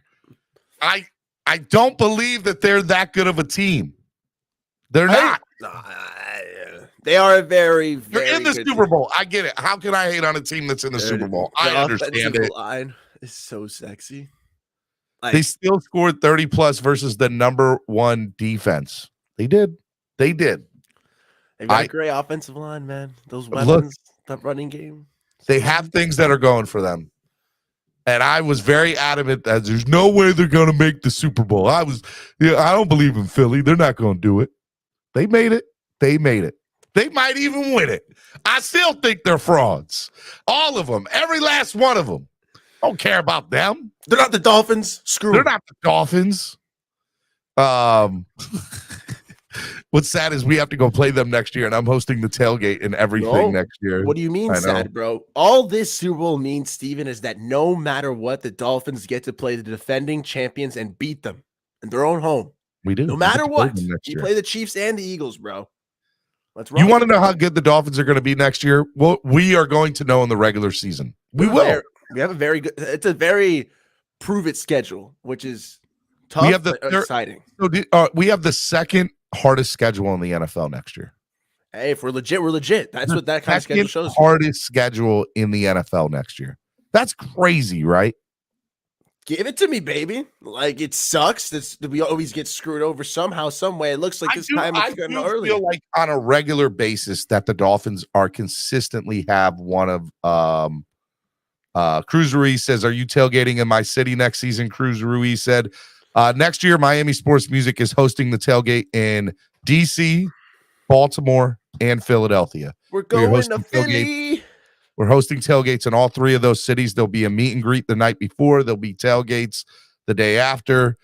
We've already started to have conversations with tail greeter, local tailgates, and local restaurants. And so all that, hopefully, by the time the schedule comes out, we're going to be able to start selling tickets right away to it. Like, that's how good it should be. So I'm going to Philly. About it.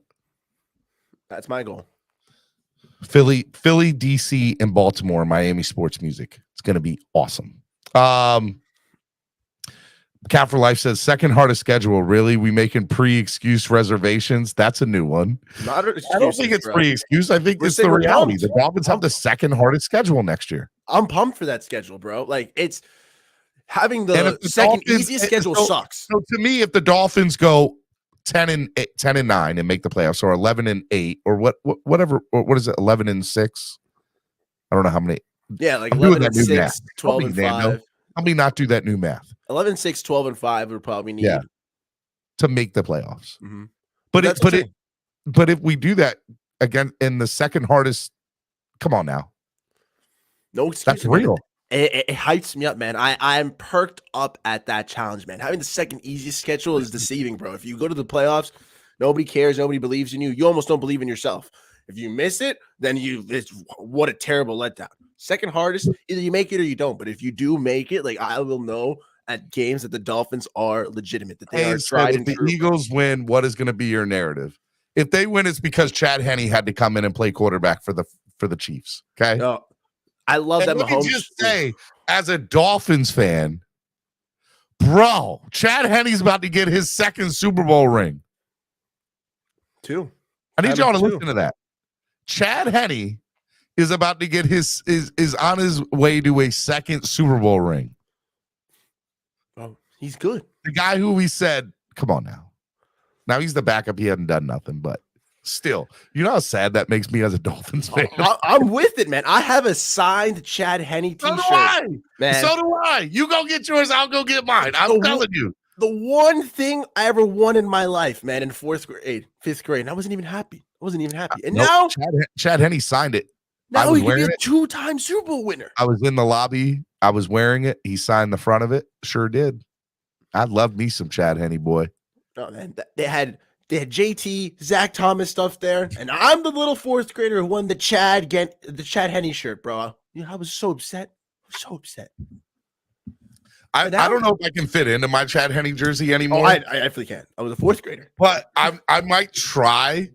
That guy had a little coat, Richard. Yeah, that definitely might have to happen. I might have to break out the Chad Henne jersey for the Super Bowl. Super Bowl, no doubt. For the Super Bowl. Dude. I love it, man. I love it. So all right. Let me ask you, man. So, Super Bowl. What are you doing for the Super Bowl? I have no clue, man. It's in 2 weeks. I'll probably see which of my buddies are hosting and just end up riding there. Nothing too crazy, man. I usually go watch it at somebody's house, either some Flanagan's takeout. You know, that's what I did last year. A bunch. We got like 200 wings, and just How much did that set you all back? That set you all back a pretty penny. Oh, it was like my buddy's birthday / the Super Bowl landed on the same time. So the Super Bowl is on my son's birthday. Ooh, right? There we go. He's 8. He's turning 9, and he goes, "So, Dad, Super Bowl's on my birthday. Guess you're not watching the Super Bowl." I was like, But what do you think the priority is here? Your birthday or the Super Bowl? I'm going to let you take a good guess there, bud. You got the morning. You got the early afternoon. But come evening, I love you, son. 6 o'clock? I know it's your birthday. But the Super Bowl definitely takes priority at 6 o'clock over your birthday. Just want you to know that. I didn't want to lie to him. I didn't want to lie to my son.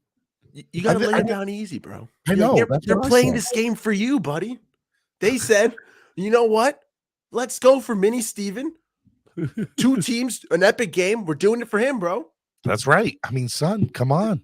They have a concert even, bro. They even put on a concert. They put a concert for your birthday. See, I should say that. See how long he buys it for, then you'll be good to go. You'll buy yourself some time at least. Another really cool thing that happened over the weekend that my wife knew. She knew the moment it happened, and it never. And I'm sad to say it didn't even cross my mind, and it should have.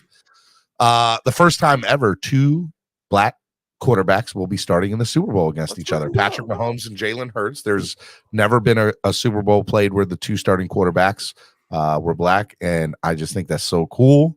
I think that's awesome. It took a long time for it to happen, which is not, but it's still a really cool moment. My wife was like, and it happens during Black History Month. I was like, you're right. Absolutely. Let's go. Let's go. So it doesn't matter the winner, unless, I did make the bad joke. I said, well, that's if Chad Henne doesn't come in and then wins the Super Bowl off of them. But I said, but yes, but still. So Cooper.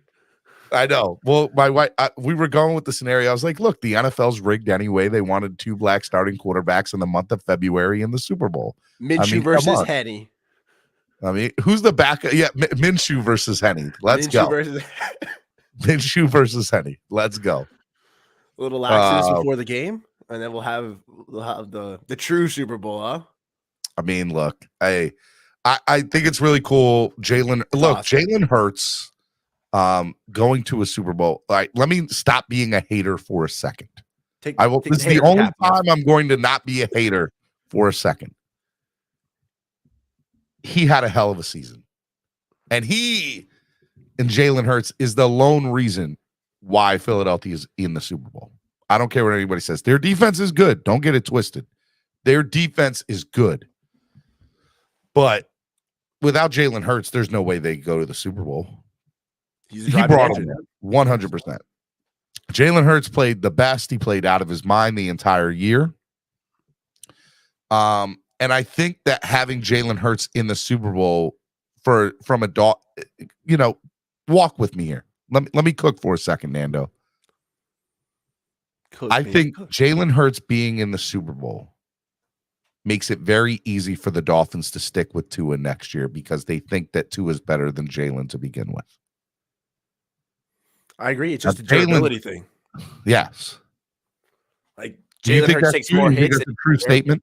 Do you think that's how Greer and McDaniel are viewing it? I would say so, man. Like, we know that coming in, Tua was supposed to be the better prospect. Jalen Hurts, his running style, the concern was he wasn't going to last, and he hasn't really gotten banged up in the NFL. Stands for like a couple games this year.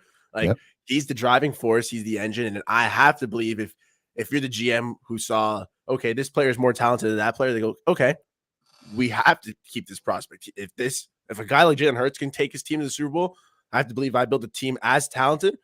Tua can take this team to the Super Bowl, And I like what you say that, okay, the defense, the offensive line, and the Eagles is great, but Jalen Hurts is that driving amazing. Force. But we saw what the team was with Minshew this year. And that's no knock on Minshew because I want Minshew to be our backup next year, real talk. But there's a difference between your starter and your captain. And the same thing happened when we lost Tua, man. Like, the team is still great, but there's a difference between having that driving force, that guy in the locker room who pushes you, who takes you to the next level. The exception to that is San Fran until they get to their 4th string. When they get to their 4th string, it's over for San Fran. Well, Josh Johns has played on like 14 out of 15 teams, man. Like 14 teams in the NFL, that's insane, man. 14 teams in 15 years. Like it's ridiculous. So look, I understand that half the fan base thinks Tua is a fraud, and I understand that half the fan base believes in his ability and thinks that overcomes the knock on him, which is his health, right? I think that Hurts playing in the Super Bowl, if you're a hater, will hurt you more because the team views it as, well, if Tua started over Jalen, then Tua obviously should be able to take it. I really think that's how Greer and McDaniel are viewing it. I 100% believe that. I'm just saying that's kind of what I believe. When Jalen went to a Super Bowl, I said, man, well, that secures it for the Dolphins because, yeah, they believe in their heart of hearts that Tua is good enough to go all the way if he's healthy, and that's the problem. If he's healthy, like that caveat in that sentence, and that's why, to me, the backup quarterback position for me is going to be the most important thing this year. And I still see a world where they don't even address it and they rock with Skyler as their backup next year. We'll see, man. I think if quarterback is the most important position in sports, it's only natural that backup quarterback is one of the most important positions as well, man. Like 14 out of 32 starting quarterbacks this year got hurt, man. Like 14 out of 32 quarterbacks? Yeah, man. Like quarterbacks go down, okay? Like Hurts, Lamar, Tannehill, Matt Ryan, the Pickett Trubisky situation, if you wanted to consider that. That'd be 15, but like you got Zach Wilson, Russell Wilson, Mac Jones. Like, these are just off the top of my head. That's already 8 guys. Okay. Kyler Murray as well, Matt Stafford. Like, the list goes on and on, Steve. Quarterbacks go down. Okay. They get hurt. They get banged up, or they get hurt throughout the year. They just play through it, whatever it is. But injuries happen in the NFL. We've got to prepare for it. Okay. Like, the argument I've seen is, well, Tom Brady doesn't get hurt. Tom Brady's a freak. Okay. He's the exception to the rule. Yeah, it's like you can't compare that. It's like comparing receivers to Jerry Rice. It's like comparing tight end. Not fair. Yeah, it's What just not Jerry fair. did in his time, nobody else did before or since then for the We'll most ever part. do, man. Whatever. It's 22 consecutive seasons of greatness, 20 seasons. You know what I'm saying? Same thing with Tom. Like it just won't happen. And so I have to prepare for backup. Anyone who's saying, "Oh, I'm tired of talking about backup quarterback," like every team signs backup quarterbacks. Every team works with them. There's a reason you bring multiple quarterbacks throughout into training camp, so you minimize these injuries, so you are prepared for the season. So what do you think about the Dolphins in that thing? Are they, if that's the case, Invest in a backup, man. Like get a guy like Gardner. I'm down. You know, if we're riding with Skyler, you get Gardner and Skyler there. And yes, you maybe Gardner's pushing Tua, but it's also pushing Skyler. And no matter what, you will end up with the top 2 of those 3 QBs, whatever it looks like. That's my logic with it. So for me, it's Gardner is up there as well as either Garoppolo or Brock Purdy. Because I see and look, because I see the 49ers, they got to trade. They got to get rid of one of those 3 quarterbacks. And it doesn't make sense for Lance. Lance to me makes the least amount of sense for them to get rid of. And for me, they were already like Garoppolo and them, that relationship's fractured to begin with, right? So Jimmy G's probably gone. I think Jimmy's gone, and I would love to see him. Correct me if I'm wrong. I think he can be a free agent. You don't even got to get rid of him. He'll be a free agent, right? Is Garoppolo a free agent? I'm pretty sure. I know they reworked his contract over the last offseason entering. Yeah, they did it for 1 year so that he would be a free agent heading into next year. Yeah, I'm checking right now, Googling, but I'm pretty sure he's a free agent, man. So yeah, so Jimmy G is a free agent. I mean, Jimmy G and Gardner Minshew make the most sense to me, but Jimmy G might still think I can go somewhere else and be a starter. Free agent. That correct, right? So that might be the issue with the Jimmy G to Miami thing, is he might be like, I want to be a starter somewhere. But he could see, oh, well, Tua doesn't make it. How come certain quarterbacks that believe that they're starters don't look at who the current starter is and say, well, look at what's going to happen there. Look what his, like, to me, any decent starting quarterback or really good backup quarterback has to be thinking to themselves, I can go to Miami and play with Tyreek and this entire great offense. And I know I'm going to get to play because Tua is going to go down eventually. Why wouldn't Garoppolo see it that way?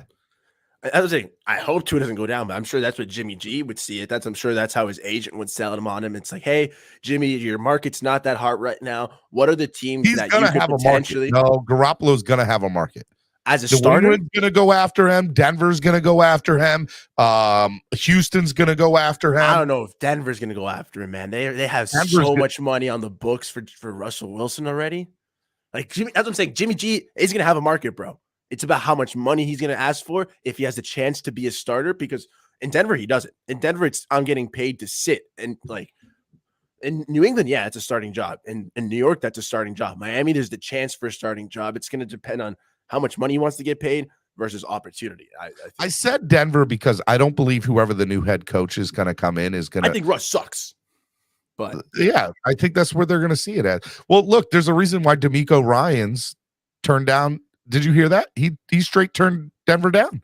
Denver offered him the job. He said, nope, I don't want it. I knew he turned down Houston and Indy. Came down to this morning and last night that DeMeco Ryans straight turned down Denver. Wow. Nope, don't want the job. That's crazy. That's Told like him, get lost, cuz. Yeah, he probably met with he probably like has heard some stuff about John Elway from players, and he's like, I'm not going down that path. I'm not signing up with that organization. I want you to think about something for a second. DeMeco Ryans thought that the Houston Texan job was better than the Denver Broncos job. Wow. That's crazy to me. The same franchise that fired their last two head coaches after 1 year. That's insane to me. That franchise has no credibility whatsoever. And you still think that's the better job than Denver? That's insane. I want you all to think about that for a second. Dude, absolutely insane. I'm a massive Russell Wilson hater, so that just made me smile. I was feeling a little sick, Steven. I'm feeling bright and cheery now. That's crazy. Steven, you have issues. We're looking for backup because of Tua's injury history. And your answer, Jimmy G, who himself is injury prone, what the F? Well, I mean, look, with the exception of a few people here and there, here's the issue. We knew Teddy B was injury prone, right? But you also need somebody that can come in and deal with this offense and groove with this offense. Now, I'm not saying that Jimmy G and Tua are the same guy, right? But what I'm saying is you need a quarterback that can come in and run this offense or make this offense move down the field, right? So to me, Jimmy G kind of fits that mold. I mean, he's what, 48-19 as a starter. The man wins football games. The man wins football games. Yeah, and yeah. So for me, like, yeah, I would want Jimmy G. Of course I would. And you know what? I am a hypocrite because in that same breath, I would say I wouldn't want Lamar Jackson because he himself gets injured all the time. For me, the better gamble's Jimmy G over Lamar. You get to keep Tua. Jimmy gets to stay, learn the playbook. He'll sit behind Tua. The moment Tua goes down, Jimmy G gets inserted in, and boom. And you still have Skyler there in the third string. Meanwhile, he's learning, he's doing everything. And if Jimmy G goes down, you still have Skyler. To me, that's the best move for the Dolphins next year. Because Brady's not coming. I need y'all to hear that loud. Brady is not coming to the Dolphins. That is not going to happen. So if Brady's not coming and Tua's going to be the starter, I would rather have Jimmy over Minshew. Yeah, I like Minshew, but Jimmy G he's a starter who would be our backup. You know, that's a whole lot better. To me, it goes, if Tua's the guy next year, which we all know it is, it goes, who's the backup? To me, here are my top choices. Jimmy Garoppolo, Gardner Minshew.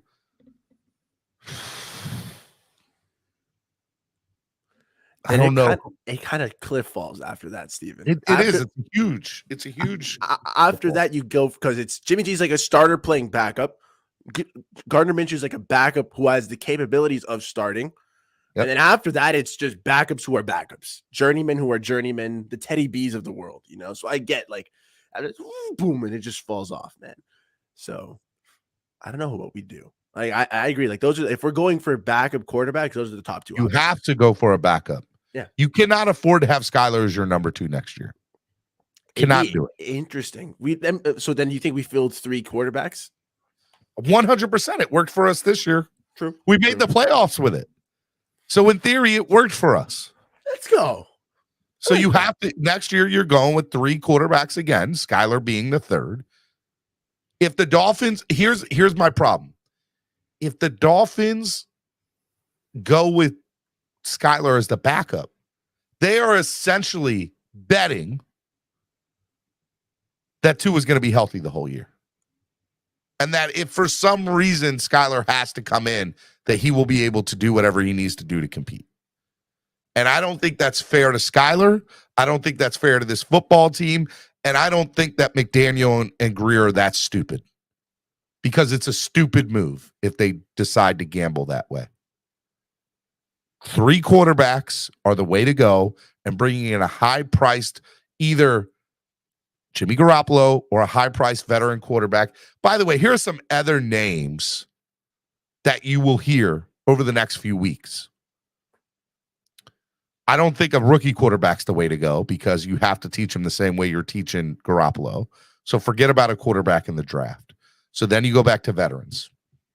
Andy Dalton, Sam Darnold, Baker Mayfield. Yeah,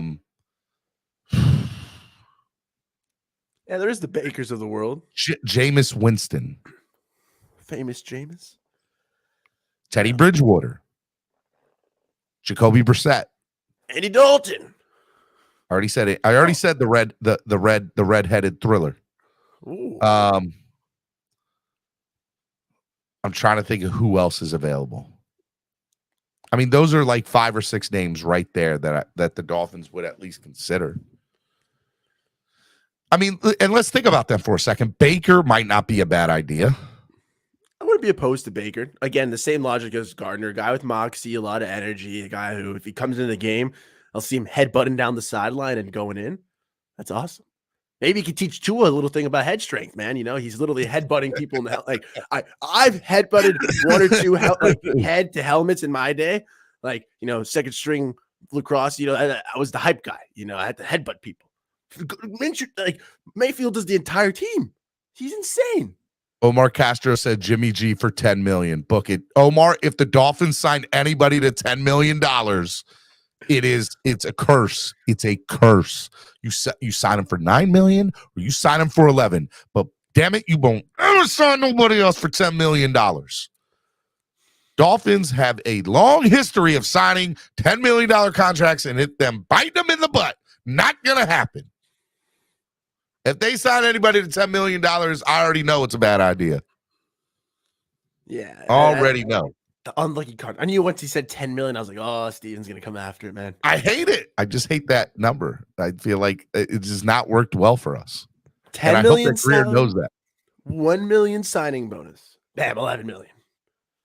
For $11 million. No, that's what I'm saying. I don't want Jimmy G for too much money, though. That's what I was saying about his cost. Jimmy G is going to cost you 15 to 20. I'm not paying that. For a backup? Your starter's not playing 6 to 7 games anyway, Nando. Let's call a spade a spade. If you want Tua as your starter, you know that he's not playing 6 to 7 games.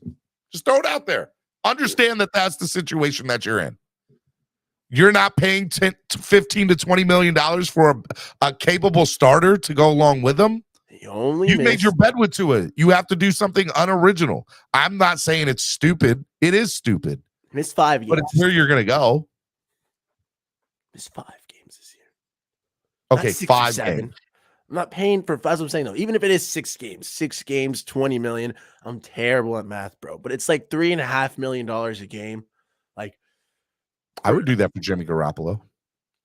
We did just get, okay, basically the salary cap increase we have right now. For 6 years, 17 mil. Or for 6 years. For 1 year, 16 mil. 100% would do it. For 6 years, 17 mil. I'm down. 1 year, 16 mil. And everybody's going to say I'm crazy. But I'm telling you right now, if the Dolphins go out and get Jimmy Garoppolo, it'll be to a contract like that. Because that's what he'll demand. He'll demand be the highest paid backup in NFL history. On 1 year deal wise. No, I think that's a little too much money. We do have holes, man. It's this, like, if I'm saying that one of the reasons why I don't want to invest too much assets and bring in a guy like Lamar, like same thing with Jimmy. Like, I need some money still to fill these holes, Steven. We still got running. We have no running backs on the roster. Two things. So something else that got announced over the weekend: the salary cap is being raised $22 million. It's like the salary cap don't exist, Nando. That's valid. Hey, if we can make it work, again, it's not my money, it's Ross's money, you know. So let's make it happen, Captain. I mean, that's how I feel, right? And so I have people in here: Baker for 7, right? Tyler Heineke for 5. I wouldn't be mad at Tyler Heineke. I wouldn't be bad at Baker for those decisions. Heineke, Baker, Gardner, Garoppolo's still my favorite. Garoppolo's still my favorite, and I would pay over the moon for Garoppolo. I would overpay for Garoppolo. Everybody else, yes, I'm okay with whatever, as long as it's not 10 million. If we could give him like an incentive-based deal, almost in the sense that it's like, hey, we'll give you like 8 million, and if you have to play more than 2 games, which is probably gonna happen. Bip said, sign him. Tua, Jimmy G, 13 mil 1 year. Skyler, done, Steven. 13 is a pill I can swallow. 13 is a pill that you can swallow. I still believe it makes him the highest paid backup. Flipside said it's 16, not 22. I thought it was 22. I think the cap got increased by 22. It's just like an extra 16 for the Dolphins. You know what I'm saying? Like, it created $16.6 million more dollars for us, but it might have just been that the cap in general got increased by that amount. But regardless, it's like 20 million that it's increased. It's still money. It's still money, Steven. And in that scenario, it's still money that we could use to sign a guy like Jimmy G. I agree. I'll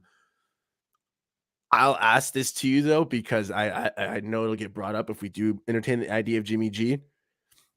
Signing a guy like Jimmy G instead of a Gardner, Heineke, Mayfield, Steven, to you, does that say that the organization would not be like trusting Tua as much if we're committing that much money to a backup?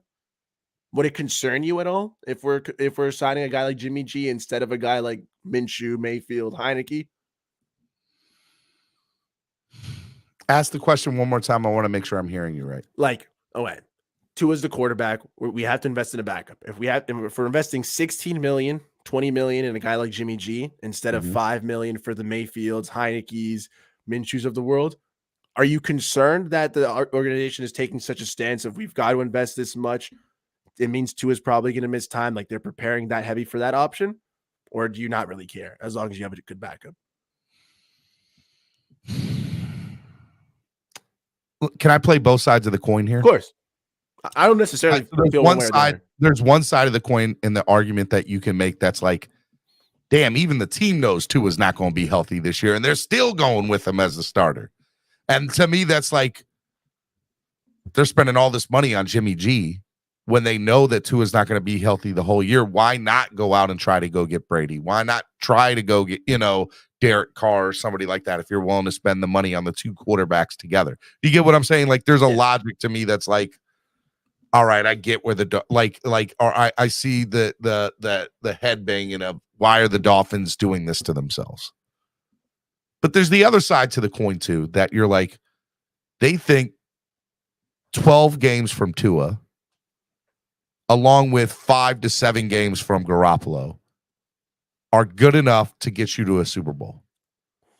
Is it logical thinking from a typical franchise? Probably not. But it's outside the box. It's what they believe in. And it's not a horrible idea. It's just something that's not normally done. And so people can't wrap their heads around that. To me, I would be 100% okay spending $16 million on Jimmy Garoppolo. 100%. I would be all for it because it would at least show me they're not stupid. They know that the odds of him finishing the full year are great. Because here's the good thing about it, Nando. If it works out that the Dolphins, if it works out for the Dolphins that they don't need him at 16 mil because he doesn't play because Tua plays the whole year, thumbs up, because that means we're doing what we need to do. But if it comes in that we do need him, then the 60 mil pays for itself because in theory, Jimmy Garoppolo should come in and win football games because he's a proven winner. And God forbid, worst of the worst happens.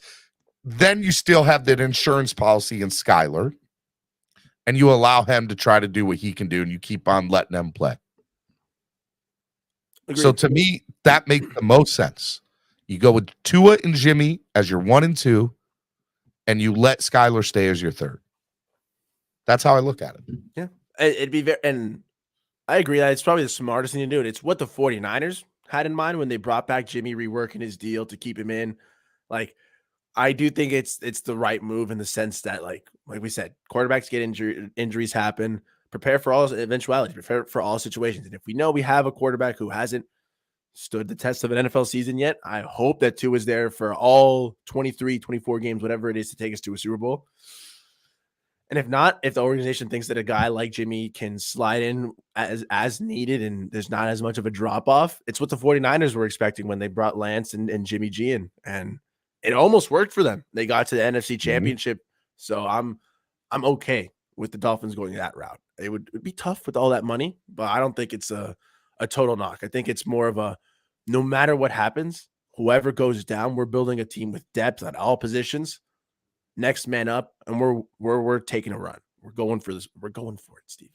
Please. Yeah, look, and here's the thing: there's some of the fan base that thinks that what we're saying is absolutely insane. It's stupid. Why are we talking about paying $16 to $20 million to a guy like Jimmy G when you can go out and get a starter and Derek Carr, Lamar Jackson, or even Tom Brady or whoever, or Aaron Rodgers? Why not spend the money with those guys rather than Jimmy G and Tua together? And for me, having Jimmy G doesn't cost you anything for the future. You spend more money up front. Yeah, that's true. And yes, by the way, my very first theory would be Tom Brady. I think Tom Brady would make the most sense out of anybody. And I still think that that's the case, but I don't see it happening. Like, it's just not going to happen. So If that's the case, okay, what's the next best option? Well, I'm not in love with Derek Carr, and I'm definitely not in love with Lamar. You want me to spend $50 to $60 million a year on a guy like Lamar, who, by the way, also has a track record of being injured. I still need a backup if I have Lamar. And you still need to go get a backup. So I'm going to say no. Like, Lamar's not the guy. Aaron Rodgers, you have to give up the world for. Nope, not interested in mortgaging my future at the moment. I don't have enough already. Right? Agreed. So Tua is the second best option behind Brady. Well, when Tua's the guy, which is what they're going, okay, then you got to say, okay, well, what happens after that? Well, then it's backup. You got to make sure you have a good backup in, because track record shows Tua doesn't finish the year. He doesn't finish the year. Doesn't make it through the whole year healthy. Well, I'm not willing to have Skyler as my number 2. I'd be willing to have Skyler as my number 2 behind Brady. I'd be willing to have Skyler as my number 2 behind maybe Derek Carr. But again, Derek Carr, by the way, also you'd have to give up a lot for. And you'd have to pay him.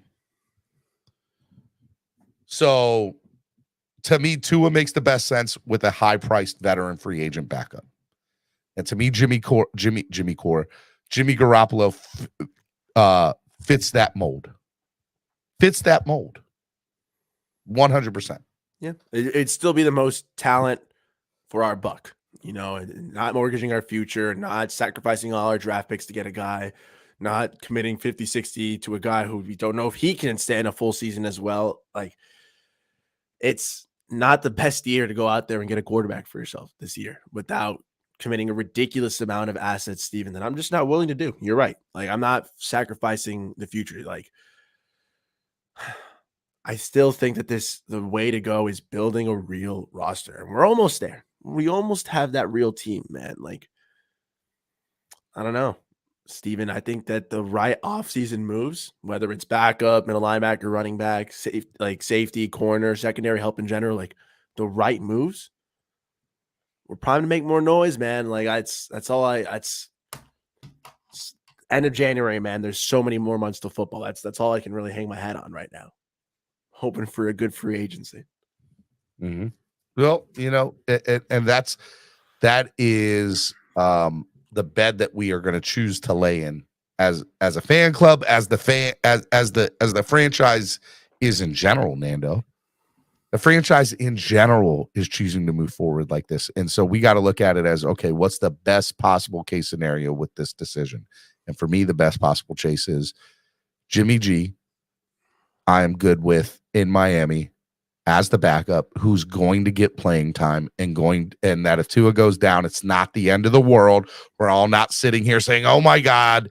No, we're saying, okay, Jimmy G's in, let's go. We can still, like, this is good. We're good. We still got a guy who can go out there and put up. We're good. Yeah, man. Trey Lance broke his foot week 2 or his ankle or whatever it was. And the Niners didn't say that team was still doing good. They didn't skip a beat, bro. And like, it was at the time they were like, why are you bringing back Jimmy Garoppolo? Why are you working? Because the man was 48-19. Exactly. Like, you're selling me a little bit more and more on this idea, man. I still think let's just get a competent backup, a good veteran backup in general. The odds of us getting Jimmy G are slim to none. Mm-hmm. So the competent backup talk is correct. And then it goes to guys like Baker Mayfield. Who else? Baker Mayfield, Andy Dalton, Gardner Minshew. Andy Dalton, Gardner Minshew. I don't want Brissett back. I don't want Brissett. Heineke was an option. I think somebody was saying. Heineke's decent. Sam Darnold, I wouldn't want personally. I don't know. Darnold looked better leaving New York, man. He's you need to think about guys that are going to play. Yeah. All these guys you have to say are going to play 3 to 6 games next year. No, if we're talking about injection spot starters, man, like Mayfield after Garoppolo, like Baker Mayfield, like Gardner Minshew, Taylor Heineke would be my top 3. in that tier. And it's the same kind of mold to me, just high energy guys who are good in a pinch, who can inject some life in you, who go in and tell the huddle, like, it's okay, we're ready to rock and roll, and let's go, let's hit it. They all have moxie. That's all I need in a backup, man. That's what Matt Moore had. Like, honestly, it wasn't like he was a crazy player, but he would just go in, said, let's rock and roll. It's Matt Moore time. I miss that. We haven't had a good backup since then, man. I never thought about it like that, but you're well, Ryan Fitzpatrick. He was technically your starter, though. You know what I'm saying? And then That's true. That's true. Here's something for you to think about, Nando. The Miami Dolphins. What would you asked me the question earlier? Would it drive me crazy, or would I be okay with spending all that money on Jimmy G as the backup, and how would I view that? Right. Well, somebody said in the chat just a second ago, guys, Skylar's going to be the number 2. Stop talking about this. Skylar's the number 2. It would drive me more insane with the Dolphins saying, no, we're going to go with Tua as the starter and Jimmy and Skylar as the 2. Yeah, because then that tells me they're ignoring Tua's injury history. That would drive me more insane if they had Skylar as the 2 and didn't go out and get anybody else. Agreed. That would be very frustrating. It'd be like almost an overconfidence in the fact that our quarterbacks are going to stay healthy. That's a little scary. Let's get Chad Henne, Caslin. Please. Caslin said Chad Henne will be a free agent. I think all the experience will bring a 2-time Super Bowl winner at that point. You know, he'll know what winning's all about, and he'll be like a player's coach almost, ready to rock and roll. Flip side asks, hey, Stephen D, if you know we only have one more year with all this talent, why wouldn't you go all in on an upgrade at quarterback? If you had control of the situation, that is, we are going to be in debt regardless. Flip side, to me, that's why Tom Brady makes the most sense. Tom Brady makes the most sense for this franchise going forward. It's never going to happen. Let me just throw it out there. Never going to happen. But with your question, if I had to choose, I'd be on the phone with Brady saying, what do you want? We'll give you a 1-year deal with a 2-year option. That we both have to agree about the 2-year option. And you know, look, we don't have to mortgage the future. You get a guy who's going to come in here and play all 17 games. He's going to be able to run this offense. He's going to have all the weapons. And then for me, you have Skylar as the 2 at that point. Let Skylar learn from Tua or learn from Brady. You trade Tua. You get him off the books. You do everything. Try to get the highest round draft pick that you got. You need to go out and upgrade the offensive wall a little bit more. Brady's going to bring in his own center, so that moves Connor Williams to the guard position at that point. So you've upgraded the line just by bringing in Brady because he's going to bring in his own center. So for me, 150% Brady's the person that makes the most sense. He makes this team that much better the day he comes here. And you don't have to mortgage the future. And then at that point, if he doesn't work out, or even if he does, you do everything in your power to go out and get Caleb Williams 2 years from now or a year from now, whenever he decides to go into the NFL draft. But you have stuff there. You then have stuff that you can do to go out and get him. Yeah. My only thing with that, everything I agreed spot on. Like, Brady brings in the vets, he can fix the team. I also like the fact that if McDaniels had problems with play calling, if we say that Tua improvises sometimes, Brady will tell McDaniel to shut up and just be like, yo, I'm calling the play. This is taking too long. Hang up. Bye. Like, like the offense will be running way more efficient. It'll be a lot faster. It'll be awesome to see. The only thing, Steven, is Brady doesn't teach backups. If Tannehill didn't want to teach Malik Willis, he doesn't have a history of doing that. But I think in this situation, Skylar and him, Skylar's I think he would. I think heuld be fine. And by the way, that's a false narrative, because let's get something straight too. Would Brissett had the many success that he had at the beginning of his career, or Garoppolo, without having the tutelage of Brady? He asked them to be traded away, though. You know what I'm saying? Like he was like, I don't want these guys to play. No, it was like, what are you play? It was disrespectful in his eyes to bring in a guy from the teach. I disagree. To play, I think that's a false narrative. He doesn't teach rookies. Belichick asked him to keep Garoppolo on the team, to keep teaching him, and he said, "Trade this guy. I need more assets around me. Like, I'm not wasting my time." Ian Baller says Brady had the same amount of TDs as Tua, playing 4 more games with a lot crappier offense. Horrible offense, to be exact. Yeah. Like, for me, for me, Brady makes the most sense, but Brady's never going to happen. Yeah, it does make sense. It does make sense, man. It's just a pipe dream I don't really believe in anymore. Sadness, man. I don't think the kids thing has any bearing at all, man. Like, Dwayne Wade lived in Chicago. His son lived in Miami. Then he sent him to LA. Dwayne Wade's never lived in LA. Like, parents send their kids where it's the best opportunity for them. Okay, how many children are in boarding school right now? Here's the other thing that I think Dolphin fans are looking at too. They're looking at this weekend and they're saying, damn, Jalen Hurts is in a Super Bowl. Justin Herbert's made the playoffs. Joe Burrow almost went to his second Super Bowl. And Joe Burrow is Burrow. You know what I'm saying? So they're saying, man, Tua is the fourth best quarterback, fourth worst, whatever adjective you want to throw in there, out of all the quarterbacks in this first round draft class.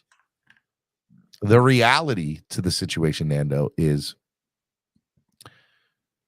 Tua can't stay healthy. And if Tua was healthy, it'd be a totally different story, I believe. And I think we're comparing him to what his draft class is. And I think we need to stop doing that as a franchise, as a fan base. We need to say, okay, when this guy's in, for the most part, he plays very well. Yeah. Okay, he's had some moments here and there where we're like, this sucks. But for the most part, he's played very well. I don't think that's and he's what the team is going with. Like, why is that so hard for people to wrap their heads around? And you said it yourself, 14 out of the 32 quarterbacks got hurt this year. It's not like the moment we let him go that there's somebody else waiting in line to take his place that's just as good or better. And if Tua leaves, he's going. If we cut him in a surprise, like he's never signed, he would get traded. He wouldn't even make it out for waivers, man. Like, he would get claimed. Tua would get claimed in a heartbeat by every team in the NFL, either as a backup or as a starter. It's ridiculous, bro. And like, I agree, man. Kansas City would be like, oh, you don't want him? We'll let him sit behind Patrick Mahomes and get healthy and learn. Drive his value up and trade him. Buffalo would be like, we'll take Tua as the backup. Of course. He's better than Case Keenum. I almost think that'd be the funniest thing ever. Then, like, all the Buffalo fans who were trolling and trashing Tua would have to just be like, well, he's a Buffalo Bill now. We've got to support him. And I think that'd just be hilarious to me. Case 1999 says, if you think I think the Dolphins listen to your show, Steven, because you suggested Fangio and boom, an interview. Now you suggest Brady. I bet they make a move soon. I don't think they listen to my show, but I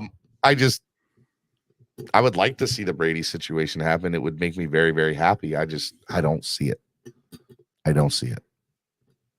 And by the way, the Tua, the Tua love that I give is, I don't know why I'm considered a Tua-non or a Tua lover, because my first thought is to get rid of him. It is. Brady. I say it all the time. No, get rid of him. It's because I forgot to flip it again, bro. It's because I forgot to flip the jersey. I want to but everybody thinks I'm a Tua lover. No, I just know the Dolphins are not moving on from him. And I also know that he's not the worst option that we have. Yeah. Like, that's what I'm saying. Like, he's still a Dolphin. He's not a bad option. And if we're rocking with him, we gotta go with him. Fangio says, shut up, Steven. Talking about we can't compare him to his own draft class. Why? Because he getting outdone by all. Y'all can sit behind those guys because those guys don't get hurt. Yeah. I'm not mad at that statement.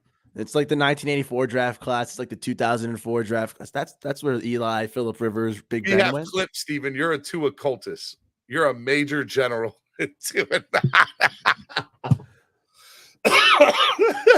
I'm a major general. I mean, yes, sir. Nothing more culty than taking clips and adding them to a page of TueAnon, So that's all I'm gonna say. That's what I'm saying. Like because you double talk and hype up the BS.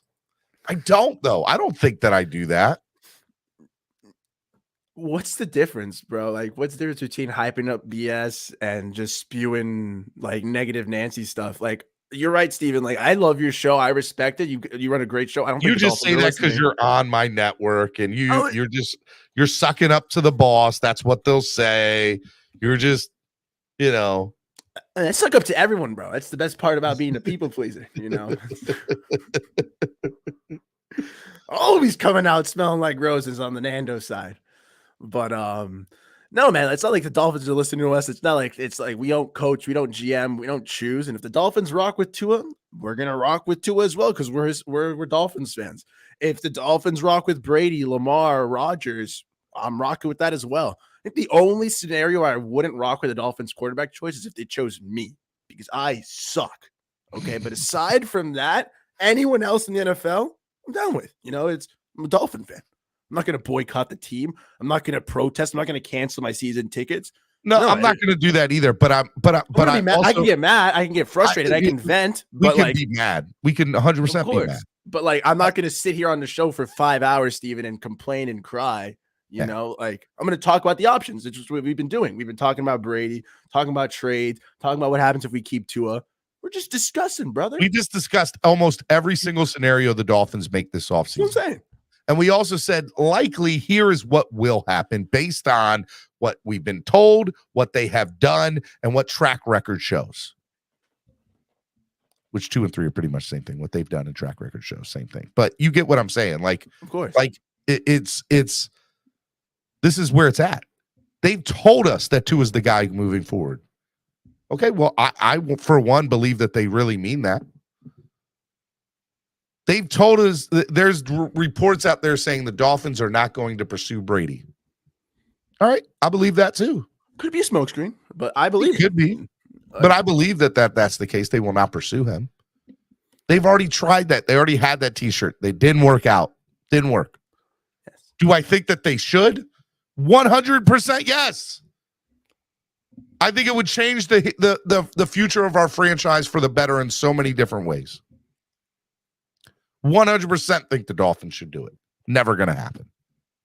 1000%, man. And by the way, I was being a little facetious by sucking up. I'm just nice to everyone, and some people have accused me I'm just sucking up to people. I'm just a nice dude, bro. But no, that's true. But love you, Steven. I love you too, man. I'm sucking up to you. Sorry, sucking up, man. No. All right, Miami Sports Music's #1 Miami fan morning show, Clock Blockers, right here on the Miami Sports Music Podcast Network. Want to remind you guys, get your Super Bowl blocks. You're not getting your Super Bowl blocks. Get them in. Get them in. Okay? I'm down. Get your Super Bowl blocks. Let's do it, man.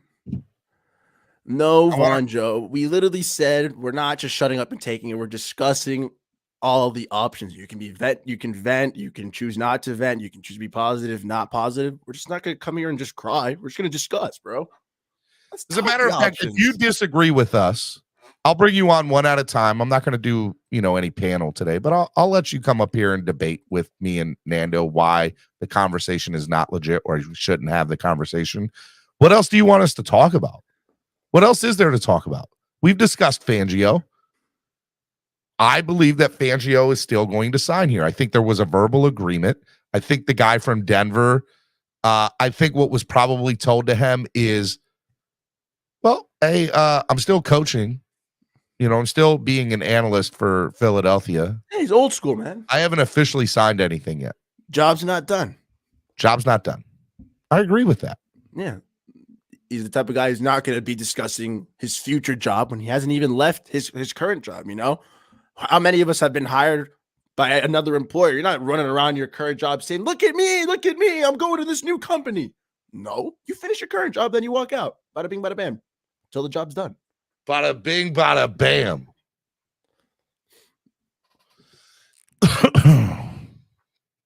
All right. I dropped the link. I'll let you all come up here. Make sure you guys, hey guys, it's the last day of the month too. Donate to the channel, help the channel grow. If you just want to donate and you like the content, just donate. If everybody donated $1 right now, all 104 of y'all, it will go such a long way into helping the channel grow. Let's go. And I dropped the link. If you disagree with me, get up here. If you disagree with Nando, get up here. I want to debate you. I want to hear you. We will give you the platform to talk. Everyone in the chat, let's follow Nando Talk as Stephen D lead, and let's just get along and be blind behind this team. Can't do no wrong. Let's give them our money and cheer on the BS. Eat crap and smile. Get up here, Fangio. La-di-da-di-da. Follow me to Rainbow Land. It's better than being in negative Nancy land. That's all I know. Because no matter what, we're not going to change the team. I wish we could. If I could plug in my controller, man, and they just like gave me access and let it. Oh, what is your problem, Fangio? What is your problem, guys? How's it going, buddy? Why are you so negative? So, let me understand this. Oh, by the way, guys, I hope you guys had a wonderful weekend, like I did. Pleasure. I had a fabulous weekend. It was my wife's 40th birthday. I hope you had a great weekend and enjoyed your family time. Hope she had a great birthday, man. I did. I did. You don't. Oh, I forgot. Steven, don't follow my Twitter because I'm not important. No, I did. I saw you and your missus dressed to the nines, looking fly. Y'all are so awesome and cool, and I really mean that. And you're such an awesome person, and I hope you realize that. You don't have to give me your fake love, all right? I'm not giving you fake love. This is real love. All love here. Nothing but love. Sure. But just like you lied to the fan base, all right? I'm not going to take it, Steven. I'm not taking it. Who's lying to the fan base? So let me get this straight. You think it's a good idea to rinse and repeat. So I'm fully convinced, like I said in the chat, your favorite movie must be Groundhog's Day. Who said that was my favorite to rinse and repeat? Because this is what you're doing. Joe? No, if you're gonna quote me, quote correctly. I said Tom Brady gives us the best chance to win. Hold on. I'm about to, because you bring up ideas of bringing in Jimmy G and paying him $16 million. Why is that a bad thing? Because again, we did that this year, and this is where it's rinse and repeat. Yes, we did. Teddy B not an injury. Is Teddy Bridgewater and Jimmy Garoppolo in the same sentence? Disrespect. Yes, I am. No way. They're both. No way. They're both. Are they not both injury-prone Muppets? They are. No. Jimmy G is a winning quarterback in the NFL who's been to a couple of NFC championship games and even been to a Super Bowl. Put some respect on Jimmy G's name. When Teddy Bridgewater gets that resume, you can come talk to me. So what's his injury history? They're both injury prone. So what? Thank you. So let's do this. Let's go ahead. So hold on. That's what really matters. No, it does not. So let's do this. Hold on, Nando. Let's do this, right? So we're going to go ahead and have Tua, who's injury prone or prone to injury, whatever way you want to put it. Right? Chances are he's gonna go down. Oh, Skyler's good. Let's go ahead and put a Jimmy G to eventually put in Skyler, because Jimmy G is gonna go down, and we're gonna have our third string quarterback again, and we're gonna sit here and start complaining. Well, if we had Tua, and hey, maybe if Jimmy G, maybe the O line would have held up, and this and that, and guess what? It would have been all right. So again, rinse and repeat.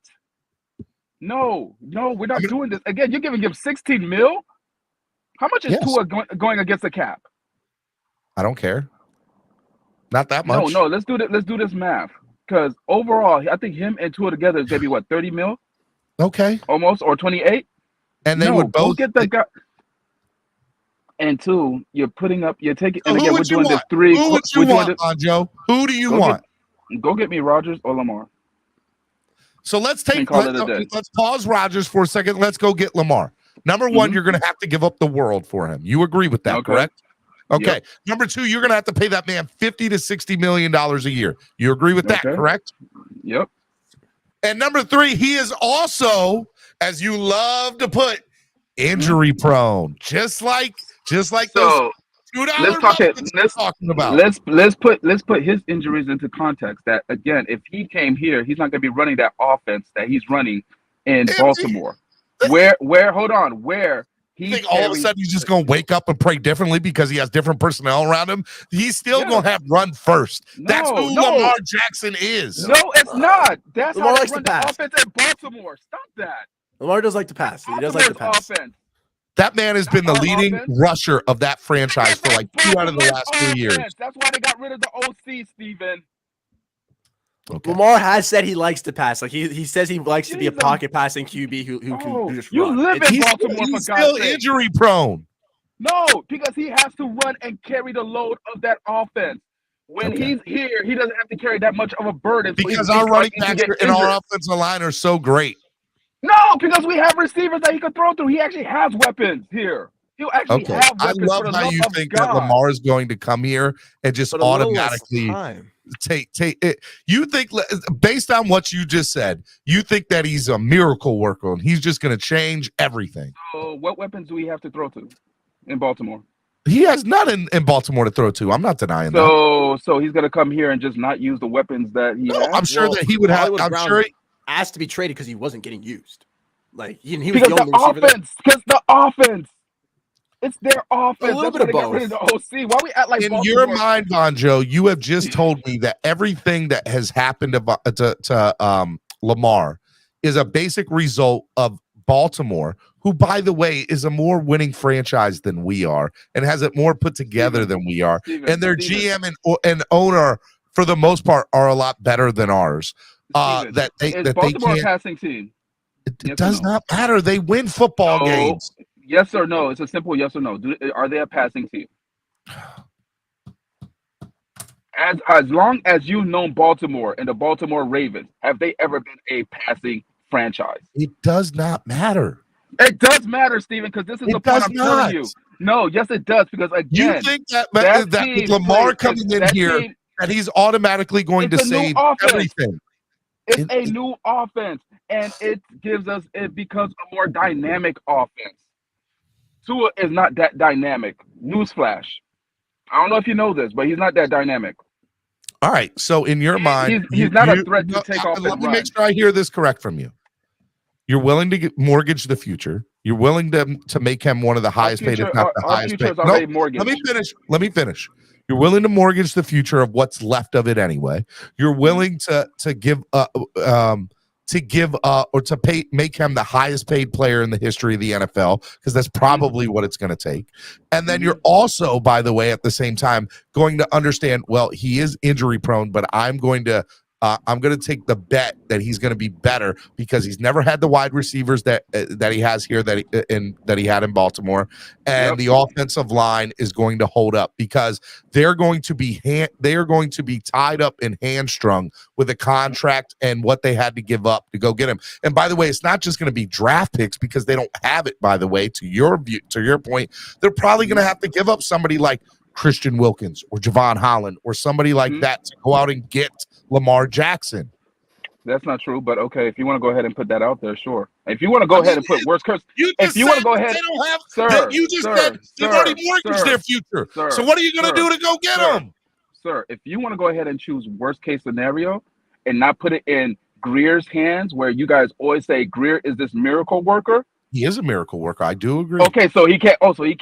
Also, we got to just choose the worst case scenario, right? No, I think there's realities to situations. And we're moving off of Tua, right? To go out and get Lamar, you won't have to give up a minimum of 2 first-round draft picks. Minimum. So hold on. So when we traded Devontae Parker, were we supposed to get a 3rd-round pick for that? Did we say Devontae Parker was worth it? Was he worth Devontae Parker to a trade of what it would go take to go get a former NFL MVP quarterback? Are you kidding me? Sir, first off, what I need you to do. Never be your argument. Don't ever make Devontae Parker the lead argument in your case. No, you're not listening. You're not listening. So get off the ledge because you're trying to jump off the window. I don't know why you're jumping out the window. Close the window, Steven. Again, let me finish my statement. When we heard Devontae Parker might be traded, did any of us ever say that he's worth a 3rd-round pick? Nope. Okay, and what did we end up getting for him? A 3rd round.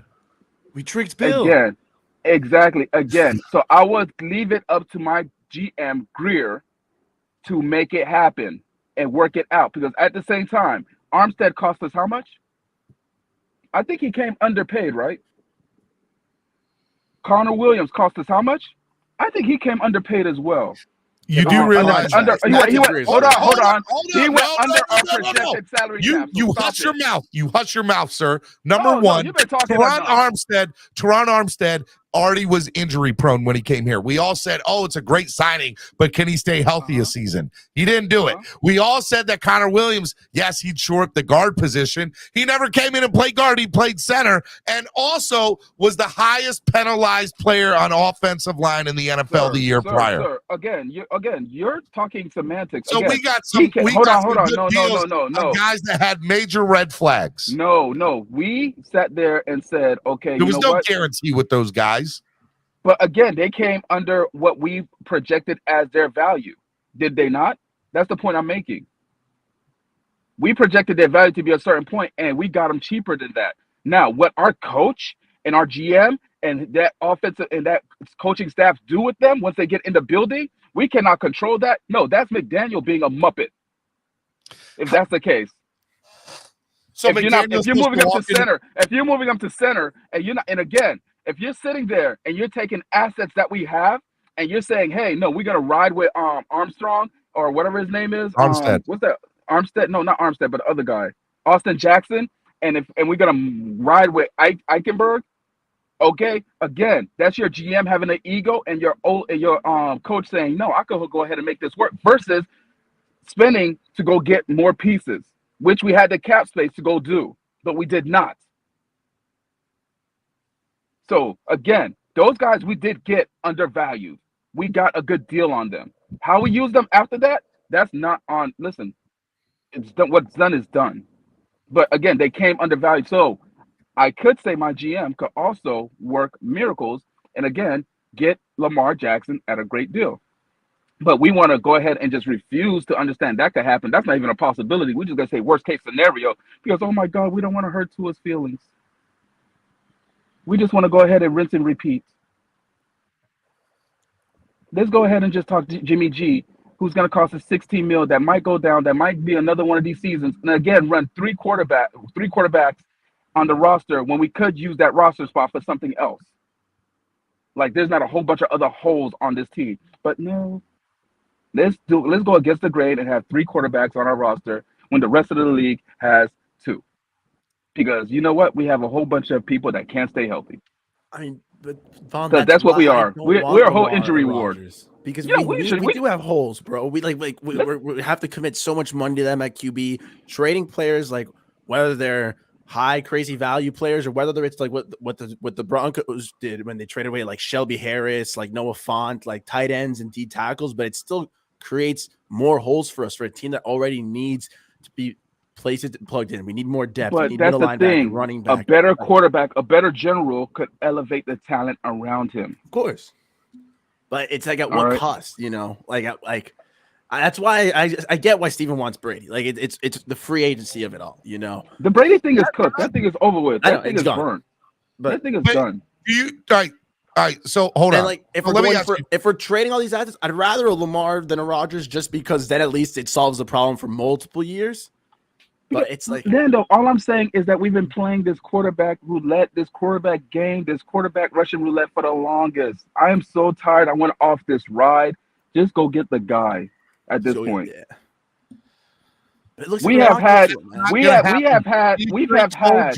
Greer told you to your face that Tua is the guy next year. Exactly. And you guys are saying, hey, let's go buy more season tickets, guys. Let's go tailgate. Let's go love it. All right.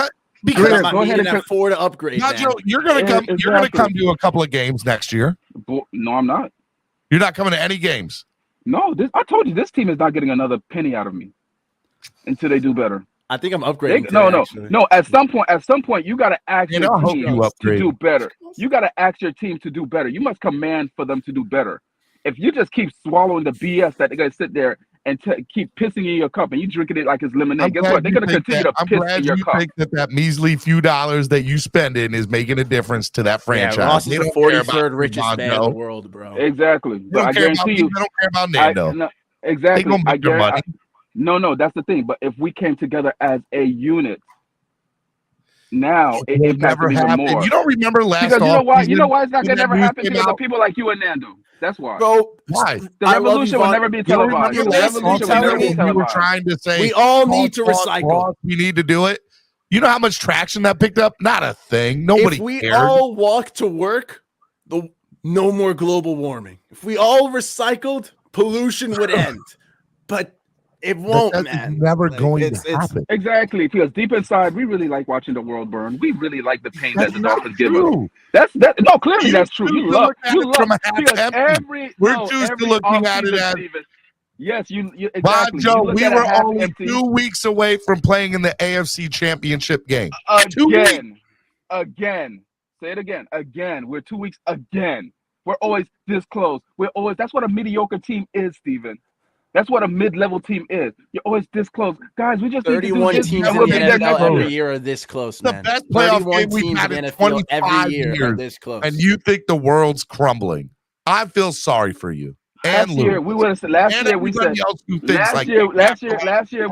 hey, if we would have made the playoffs last year, we would have been in there. We would have made some noise. This year we're in the playoffs, man. If we would have had Tua, we would have made some noise. Next year, and here's a bad thing. History has showed us we're not making the playoffs next year. That's what history has told us. And I'm going to choose to believe that history will not repeat itself, and we are not only going to make the playoffs next year. But hold on, we're going am I to be correct though? contenders next year. Am I correct? This is what history has said. That we don't make the playoffs the following year. That is true. Because usually we have a new coach, they make the playoffs, and then they go into oblivion. So McDaniel has an opportunity to change that, and you're going to yes, he has a chance to change that. Half empty. He does. I feel sorry for you. But again, I'm looking at what my Dolphins does. I feel sorry for you, Steven, because again, it's another offseason. You're gonna get yourself hyped up. That's just fine. So you can. Damn right. So you can look down. You can look at your. I'm ready. You gotta look at your plate. No, hold on, Nando. You gotta look at your. I'm plate, ready. And you gotta be like, hold on. Time out. This whole time I thought I was eating filet mignon, and this is possum. What is going on here? This whole time you guys were feeding me possum, jerk squirrel, not jerk chicken. That is literally what you're going down the road. And me, I decided I'm not gonna eat off the plate at all. You're vegetarian now. This team is gonna have to earn every bit of energy, time, and money that comes from Fangio and the Solomon household. Vegan Vaughn. Solomon household. Point blank and simple. Because again, during Christmas, Fangio, I sat here. Hold on. During Fangio, Christmas, are you not watching the games next year? Oh, that don't cost me no energy to watch the game. Emotional energy. No, it doesn't. I have very low expectations. Emotional damage, as Cruz Ruiz said. No, it doesn't. It's not emotional damage. My expectations are very low.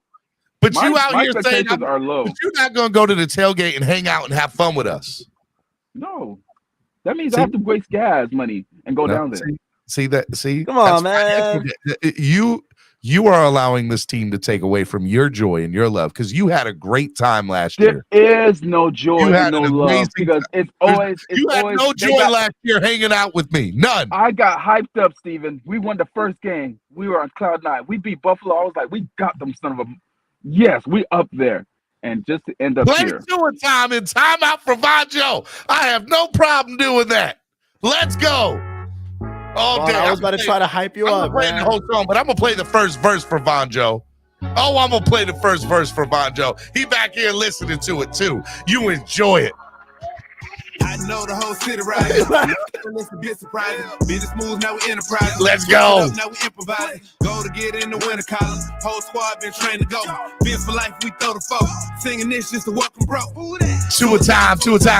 Time to grind, time to shine. To a time. Oh, I'm solo. To a time. Time to grind, time to shine. To a time. My intuition told me this. I love it. So we know when to switch. Shout out to Cruz. Time to see what that pick about. Bad vibes get sent out. Only fans up in this house. We been waiting, yeah, we been patient. Now it's time to cash out, no discount.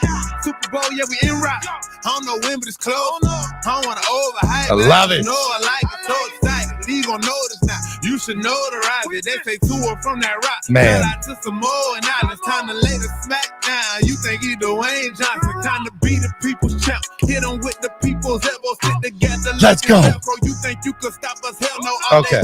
All right. There we go. Calm down. I know the whole city right. A little early, it's a bit surprising. Business moves, now we enterprise. Switch it up, now we improvising. Go to get in the winter. Been trained to That's go. like when you're at the party. Joe, this is for Lewis. Two a time. This is for Cap for Life. Two a time. All right. I won't do it to y'all no more. That I won't was do too it. funny. I won't do it. Oh, man. All right, Cap was in the back room. Cap, get back up here, Cap. We got to wait for Cruz's timeout to 10 minutes timeout before I bring Fangio on back. Oh, that made my morning. I loved it. That was great. That was awesome. Did that not pump you up?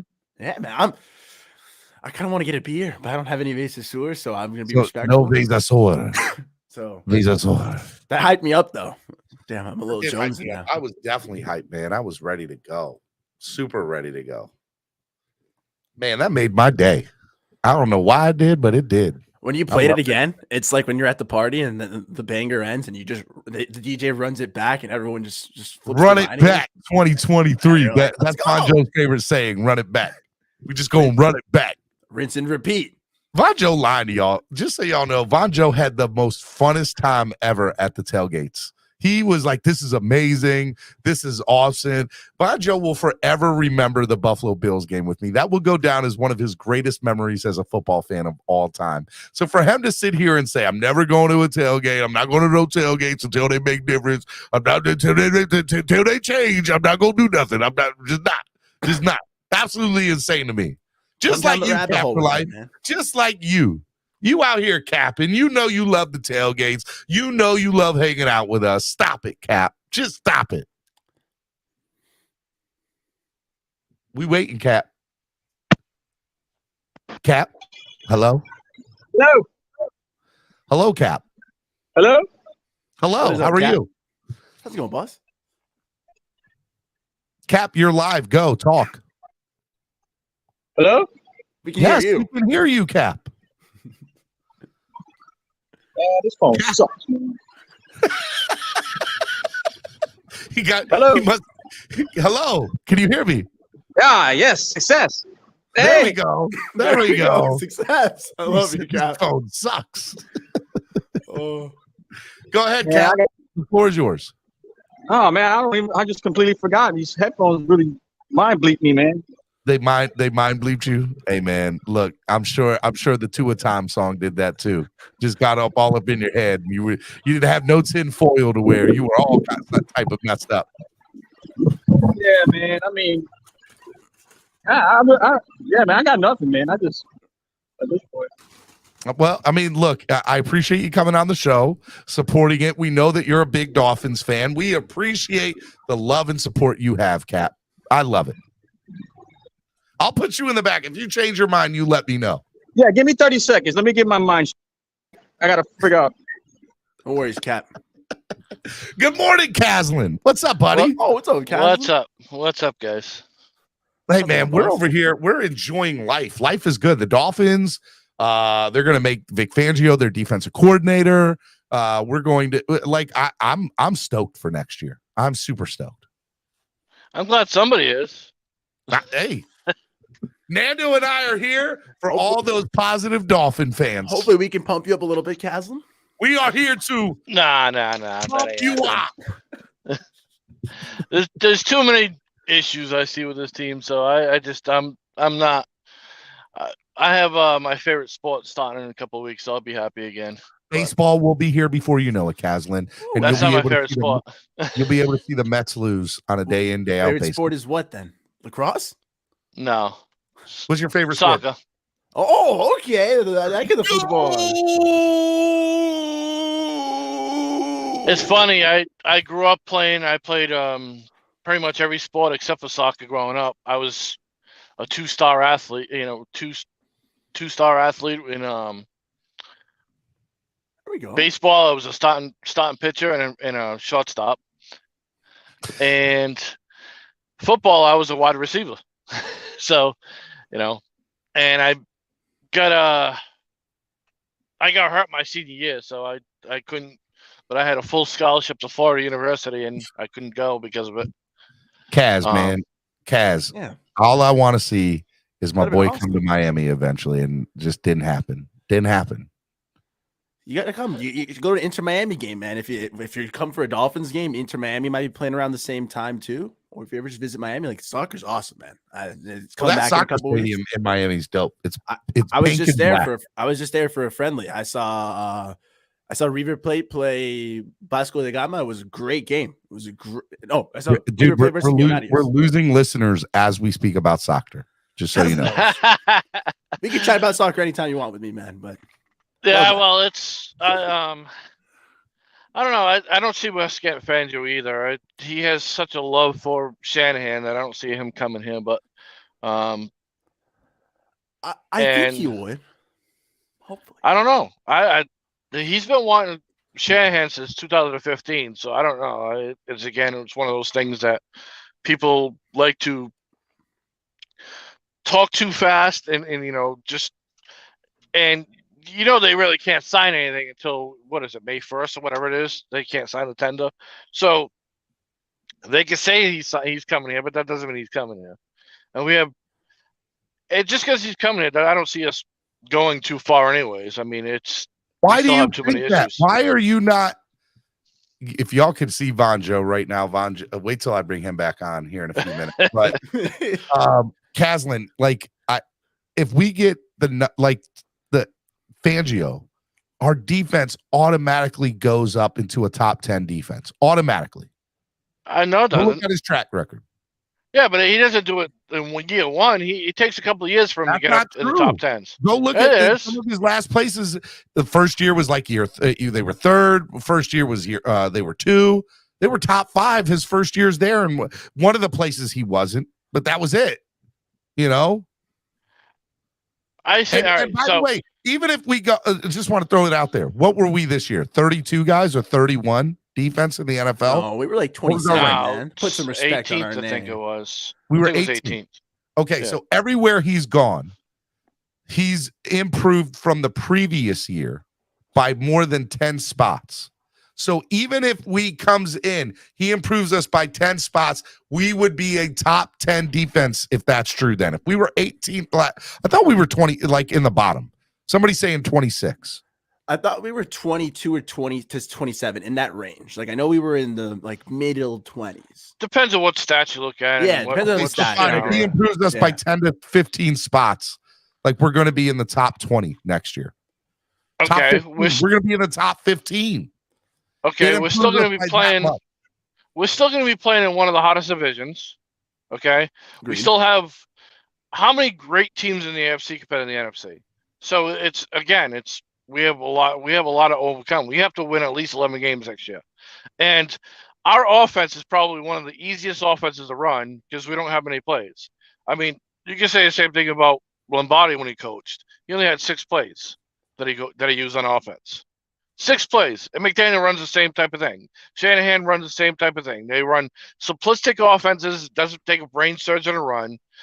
You can pretty much plug and play a lot of these quarterbacks. Now I can't say everybody because obviously, Josh Jacob or whatever his name Johnson. is. Yeah, Josh Johnson didn't prove that because the dude's been in the league 15 years, whatever the hell it is, and he can't do it good anyway. 14 teams, 15 years. Who is this on the air? Who is this person with us? Listen, I gotta protect myself from this Tues virus going on right now. You still have your nose you don't have your nose covered. You're right. Thank you. But if I say if we get, because I don't want to step out my car and break an ankle or get if we injured. went out and we got like Derek Carr, then I can see us going pretty far. But they're not going to do it. They're going to stick with this. So this time kid. out. So Caslin, according to you, we can improve our defense by 15 spots next year, and it doesn't give us 1 or 2 playoff wins if we don't make any changes on offense. We have to win 11 games. Show me the 11 games that we can win. We won 11 games this year. We could probably win 8 of them at home. The home schedule is What kind very of easy. Whoa. We won how many games this year, Steven? We won 9 games this year. I'm sorry. Yeah, we Okay, didn't win thank you 11. too. Okay, Thompson, we won Our 11 home games. schedule this year is ridiculously I'm easy. gonna Like, the say, Cowboys I'm is the gonna say, best boy, team we you- play at home this yeah. year. It's I kind did of not do crazy. that. Yeah, You but don't hold do on. that. You start believing your own lie. The Cowboys are going to be looking for another quarterback too. So That's what I'm saying. And that's the thing, Kazan. They're going to have a little bit of instability there, and they're the best team. The Cowboys are the Giants, and they're both teams that might be switching at QB. They're the best 2 teams that are playing at home. What? The only teams no. that are in the playoffs. the Thank you. Patriots, the Jeez. Jets. No, that's what I'm saying. Then it's divisional games, which I agree can go either way. I'm hoping that at the worst case, we split, which means we win our home games. The home schedule is very easy. The away games, yes, going to the Jets on the road, Patriots on the road, like going to Buffalo. Those are going to be tough games. But the home schedule is pretty soft. And Going to Philadelphia. If the Jets go out and get, let's say they do get Aaron Rodgers, they do win. Steven, have you apologized to the Philly fans? No, I he have hasn't. not, and I will not. He didn't. Hey, he didn't even. He didn't even. Rookie quarterback. He didn't even read my super chat from earlier. He didn't even read my super chat from earlier. No, he didn't. What did it say? About Philly destroying the Niners like I told you they would. Oh, you definitely didn't read that. Wow, Steven. Did I miss a super? If I missed Again, I don't know. Right now for it. Steven I hates don't me because know. he know that draft class is suddenly advancing to the Super Bowl deep in the playoffs, and he know that one guy is not. That's what Steven y'all hate is coming choose to from. live in this world of just negativeness and just like I don't know how. Like it must with suck to wake up every day feeling like this. Von Joe was spot on. Listen, it's Super Bowl.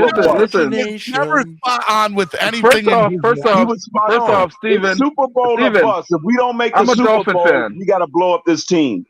I'm a Dolphin fan. I'm used to the Shadow Realm. Okay. All right, I'm used to living here by now. I mean, You have never been right about anything. I did. I said Steven's a real Philly hater. There's one game left and they're in it. I did read that. That That's was not true. Caslin. That's not one. No, that wasn't mine. It's literally not him. I told you, Steven, the Eagles were going to stop the 49ers. And they did. They did. Even when 'Cause, Brock Purdy was in there, Brock Purdy, they were going up by 14 points on the Niners, and Brock Purdy was still in. So you can say everything you want about Brock Purdy getting injured, and they got the luckiest team in the league. Whatever. They were still beating the hell out of them. They were destroying them. Because Jalen Hurts, They were stuffing them boys out. because Jalen Hurts is not that good. Jalen Hurts didn't take a year 3 leap. That didn't happen. I told you Right. that the Eagles were better than what you thought they were going to be. And I knew they were going to the Super Bowl. That All was the year team. long, he was saying how we beat them in the preseason, that they wasn't going to be nothing. Meanwhile, our guy took a year 3 leap back into the medical tent. That's what he did. It's all right, Steven.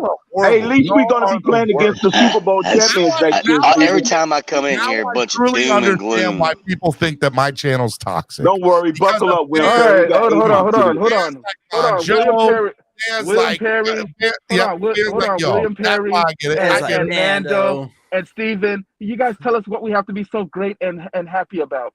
Go ahead, tell us. Let's go. Well, first off, you got a Nothing. whole jacket over your face. You should be happy about that. I know I am. I'm ashamed because this fan base is embarrassing.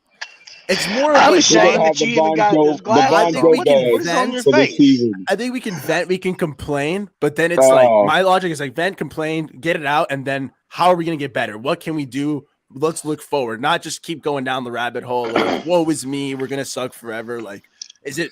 I mean, that's what we're going to do. We're going to suck forever. That's All what, right. you know. You want we're to gonna know how to fix it? Hey, Stephen D. You wanna know Hey, how to fix Stephen D. Hey, look at it on the bright side, Stephen D. At least we got a chance to show ourselves against the eventual Super Bowl champions next year. That's what I'm We're saying. guaranteed to play the Super Bowl do you want champions. to- Hell by fire. Ain't no I Steven don't wants know. it I on don't know. I prime think the time. Eagles win the All right, Super We so Bowl. gonna be on prime got- time, Steven. Yeah, we got we're going to be 50 playing the Super Bowl champions next year, Stephen. We got What do we you got think about that? 55. We got You know- Oh, wait. $55 million of We cap. play the Eagles right? and the Chiefs next year. Yeah, And the we Chiefs, play I haven't yep. seen the and schedule Chiefs. yet. So we're Yeah. guaranteed Love to that. play the Super Bowl champions next year. Guaranteed. If we open up that Thursday night game, I would be very upset about that, by the way. No, I'm Thursday there. night I'm against right, the I'm Chiefs. going. Why, Steven? Why would you be upset Because about that? it would hurt my tailgate. No, Tailgate we always want more better prime. No. We want more prime time games so we can No, we watch our don't. team get their teeth kicked in. We're not again opening during a prime Thursday time. game. The Right. Thursday game is going to be Kansas City versus the Eagles. We beg for That's all these always the first game primetime of the games. season. That's all Oh, we the beg for. rematch. These You saying it's primetime gonna be a games. rematch, And Yeah, it's always a what Super Bowl rematch. what did we get with all these primetime or games that somebody we who they beg think for, going to Steven? the Super Bowl? Tell me, Steven. Tell me, Nando. Tell me, William. We What? beg for all these primetime games. What did we get? What did the team Prime- give us? That Prime Steelers time win defeat. was a fun night. Well, I mean, we got losers. I sad. had a We're great losers in time the on Sunday NFL. Night Football. We have the I- worst The last one quarterback was in what? The Chargers? I legitimately cried at the stadium First of as all, the That's Dolphins against were going on the Steelers Day was field prime time, right? watching Steven, Sunday Night stop Football. My entire lying life to I've the wanted to fan go base. to one of those games. Okay. Like, I've always wanted to go to a Sunday Night game. Like I literally, We do since not I have was the a small we don't lad. have the worst quarterback in the NFL. Awesome. The Jets do. Thank God. We're just not too. I We're just wouldn't not know. too far It's behind. crazy, but we only one game better than the Jets, and they got a worse quarterback. How does that work out, Steven? Because we're not too far behind. No, and their rebuild is actually ahead of ours. There was a Yeah. there was a chasm of there's context to that though. You know what I'm saying? Multiple injuries, quarterback injuries. I mean, They have our injuries too. entire Hold They've on. had like secondary 3 destroyed. quarterbacks I playing mean, too. I love what that you not hear as Wait a about bad minute, as injuries. us. I'm gonna let you get away with that because the Jets had 3 different quarterbacks start for them this season too. I don't And- care about just the okay. Jets quarterback. I'm talking about our entire team. All Their right, team and too. what- They didn't okay. have no. Their team had injuries as They running well. The backs were hurt. Chargers had The Chargers biggest had linemen loss more were they hurt. injuries had than was we their did. running back. The biggest The loss they Chargers had had was their more. running back. They didn't lose. It's not any. important. No. That's what they They based on. lost pieces on their O line. Stop it. Chargers Yeah, they had lost more a lot injuries of than key we did. players. Name a guy because I don't know who that is. I Vera don't Tucker follow the was out. Jets like that. Chargers had way more injuries than we did all year. And they Yeah, had a the better Chargers record you than we lose did. a whole bunch of people. And Hello. they're Two only a like time. one Hello. game behind us. Pete, Griff told us I it's just 2 a want time. you Good to know morning, today's guys. panel is negative. We think that we're going to lose next year, and we are in the worst situation of Steven, any I have us franchise winning in the 6 No, that's games. not what we're Early saying. This is prediction. That's the not what issue. we're saying. Like Steven, like It can it's hot change. take Tuesday. Nope. Shout out to I'm just everything gonna you go with had. y'all.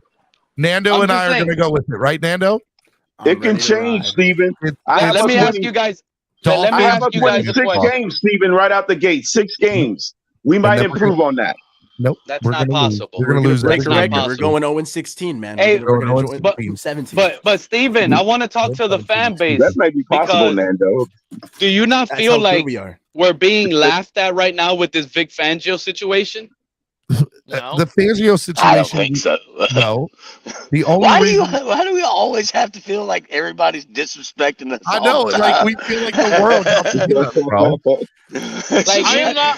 I'm not It's worried the about entire Vic Fangio United until States of Wait, football the deal is laughing done. at the Until Miami he can sign Dolphins that right paper. now. Hey, No, you he's ain't the gonna laughing go off stock and watch of Once the this league. Fangio football can sign that team. paper, then we're all done. This is the issue that you guys are not realizing is like he's gonna scorn us. He's gonna burn us. There's better destinations. This is not set in stone. And this is actually, in my opinion, from my gut as a fan is telling me, Steven, when we miss out and we're being laughed at because he decided to go to a better organization, this is gonna force our hand. This is going to force Ross to go under the table and probably go out for Jim Harbaugh. Because in my honest opinion, I think he has Sean Payton under the books with this Vic Fangio move.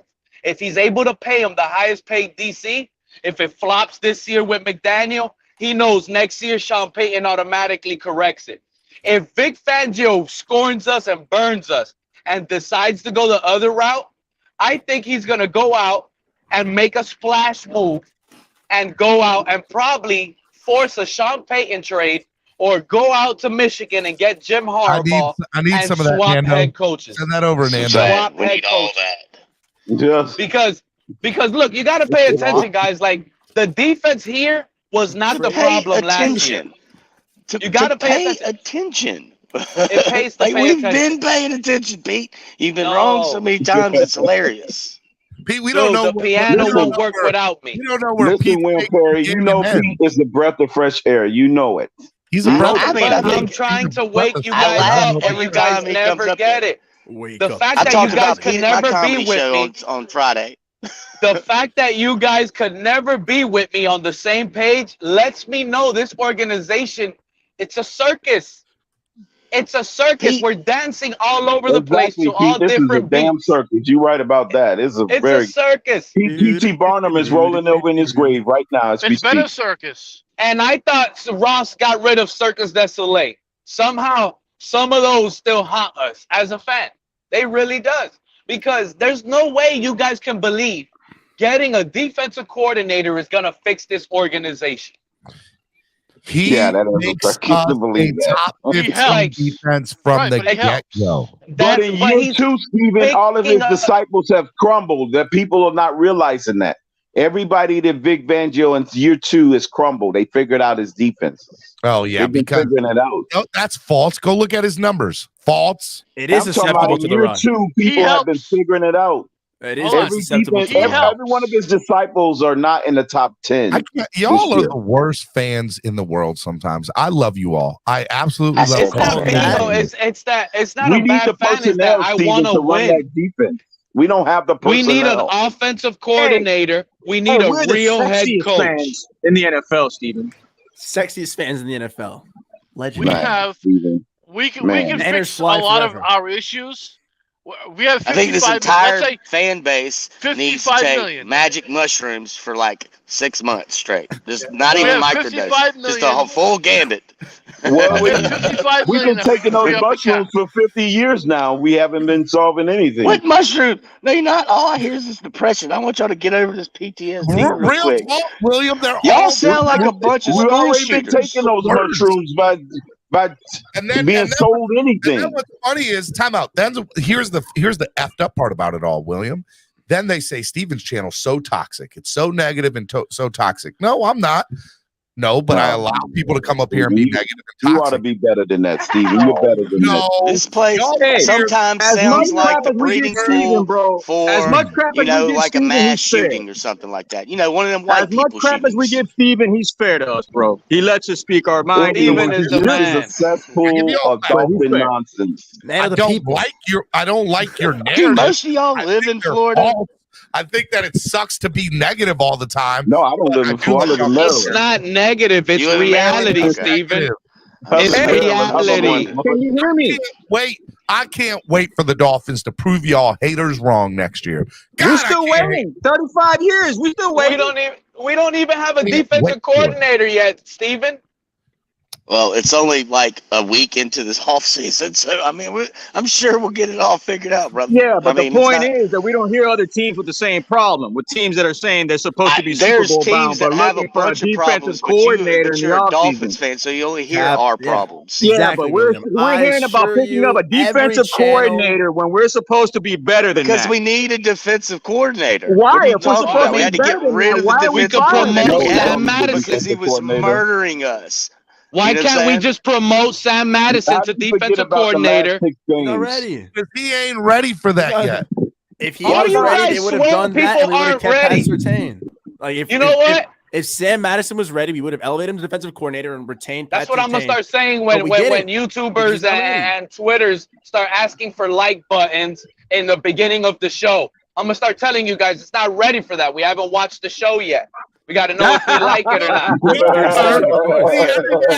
up and I do a show. Y'all hit the like button. I'm gonna wait till the last second to hit the like button or dislike to see if I like it or not. I give Matter y'all. of fact, I'm taking it back. I'm taking it back. I give y'all. Pete, that's a great analogy, Pete. That's a great analogy, Pete. We overreact, bro. See, Steven? See what you did, Steven? See what you did? Y'all did this to yourselves. Every last one of you deserve each other. Steven. Deserve each other. Steven. What? Misery loves I had you a company. reserved table at my show and you didn't show up. I'm about to say North Carolina. I'm in Maryland. You stood Will Perry up, Steven. See what you did, stood me Steven? up. Yeah, You come stood him on, up. man. You had Man, VIP Steven. seating right next to my mother. Hey man, how did it go? By the way, Damn. You gotta be ashamed. of Actually, it yourself, went Steven. fantastic. It could have went better if I didn't get so drunk right before. But like, don't be the door greeter.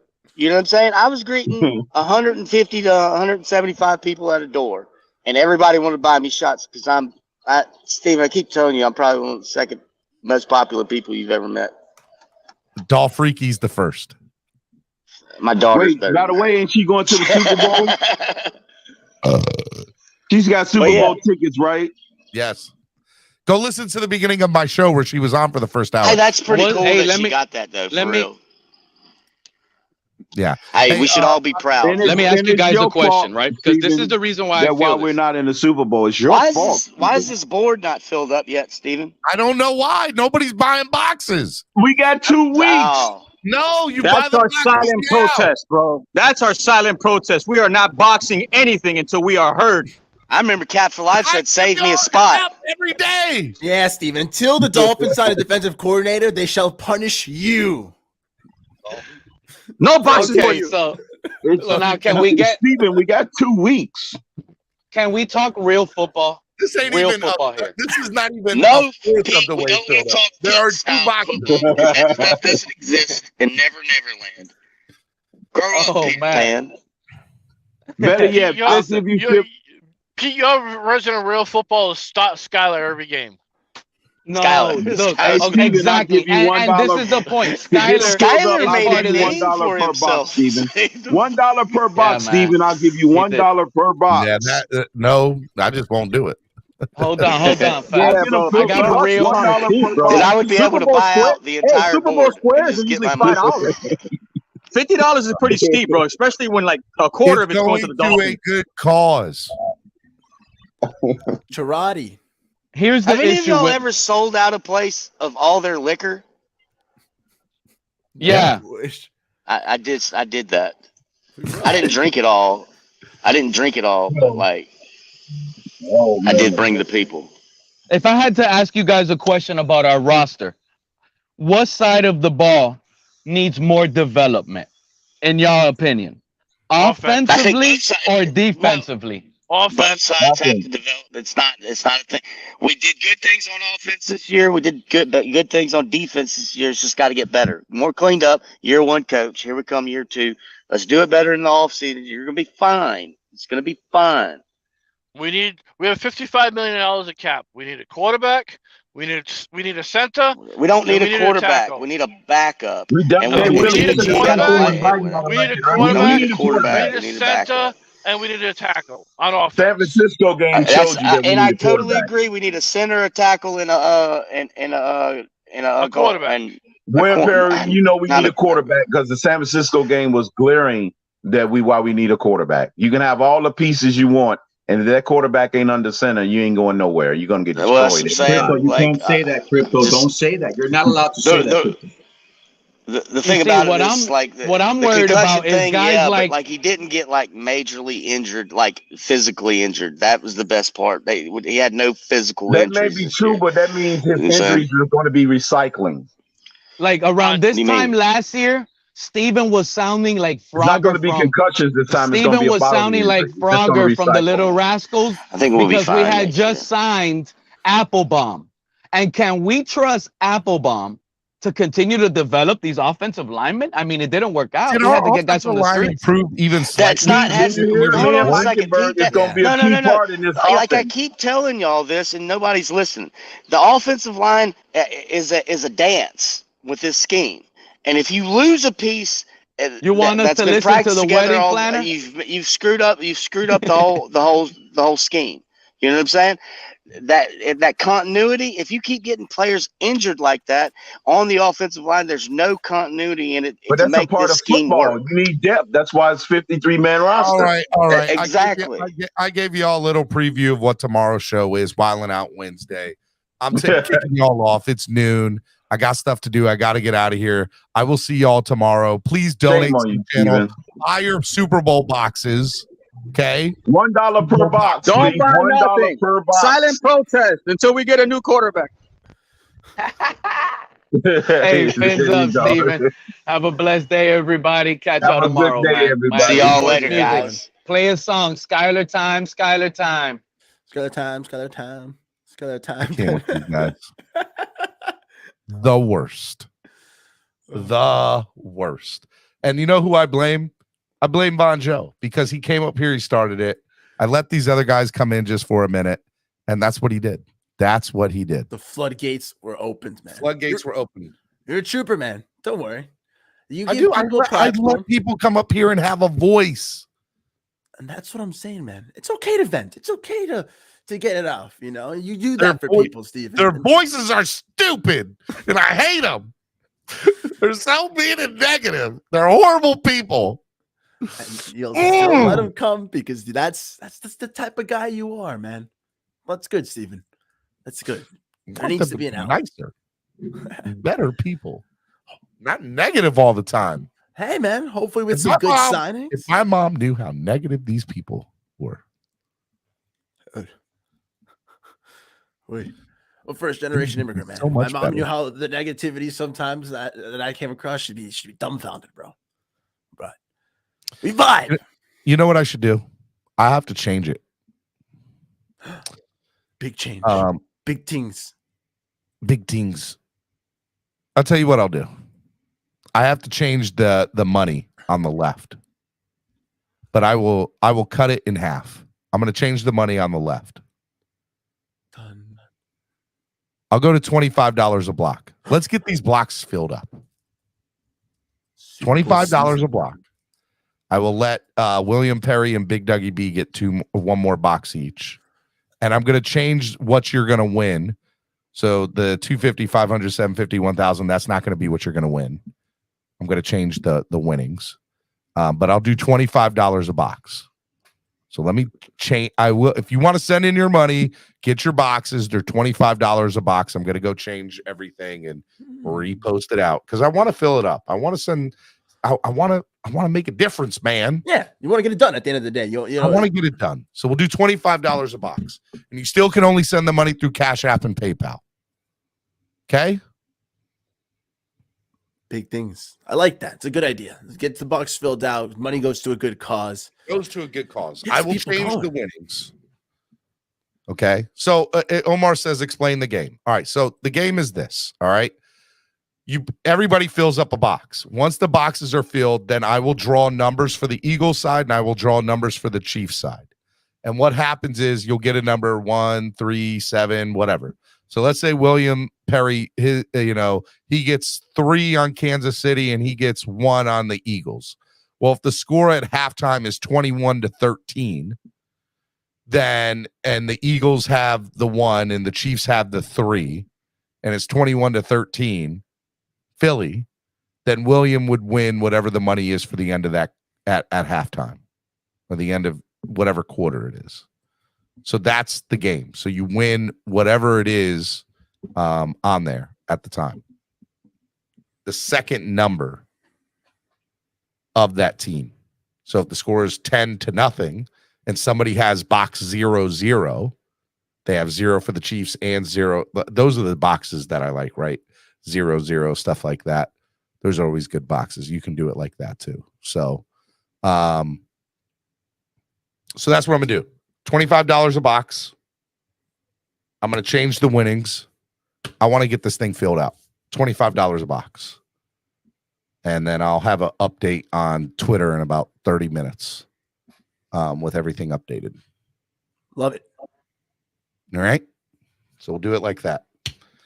I love you all. You're all the best fans in the world. What's your final thought of the day, my friend? Final thought, Steven. I loved the fact, again, man, that you let people have their platform, let people's voices be heard, man. Like, we talked a lot of options today, discussed the QBs, different situations, scenarios for what it means for the Dolphins. And I love that, man. You know, again, you can be positive, you can be negative, you can vent, you can hold it in. But as long as at the end of the day, however you get it out, we move forward with how can we make the Dolphins better? How will they be better?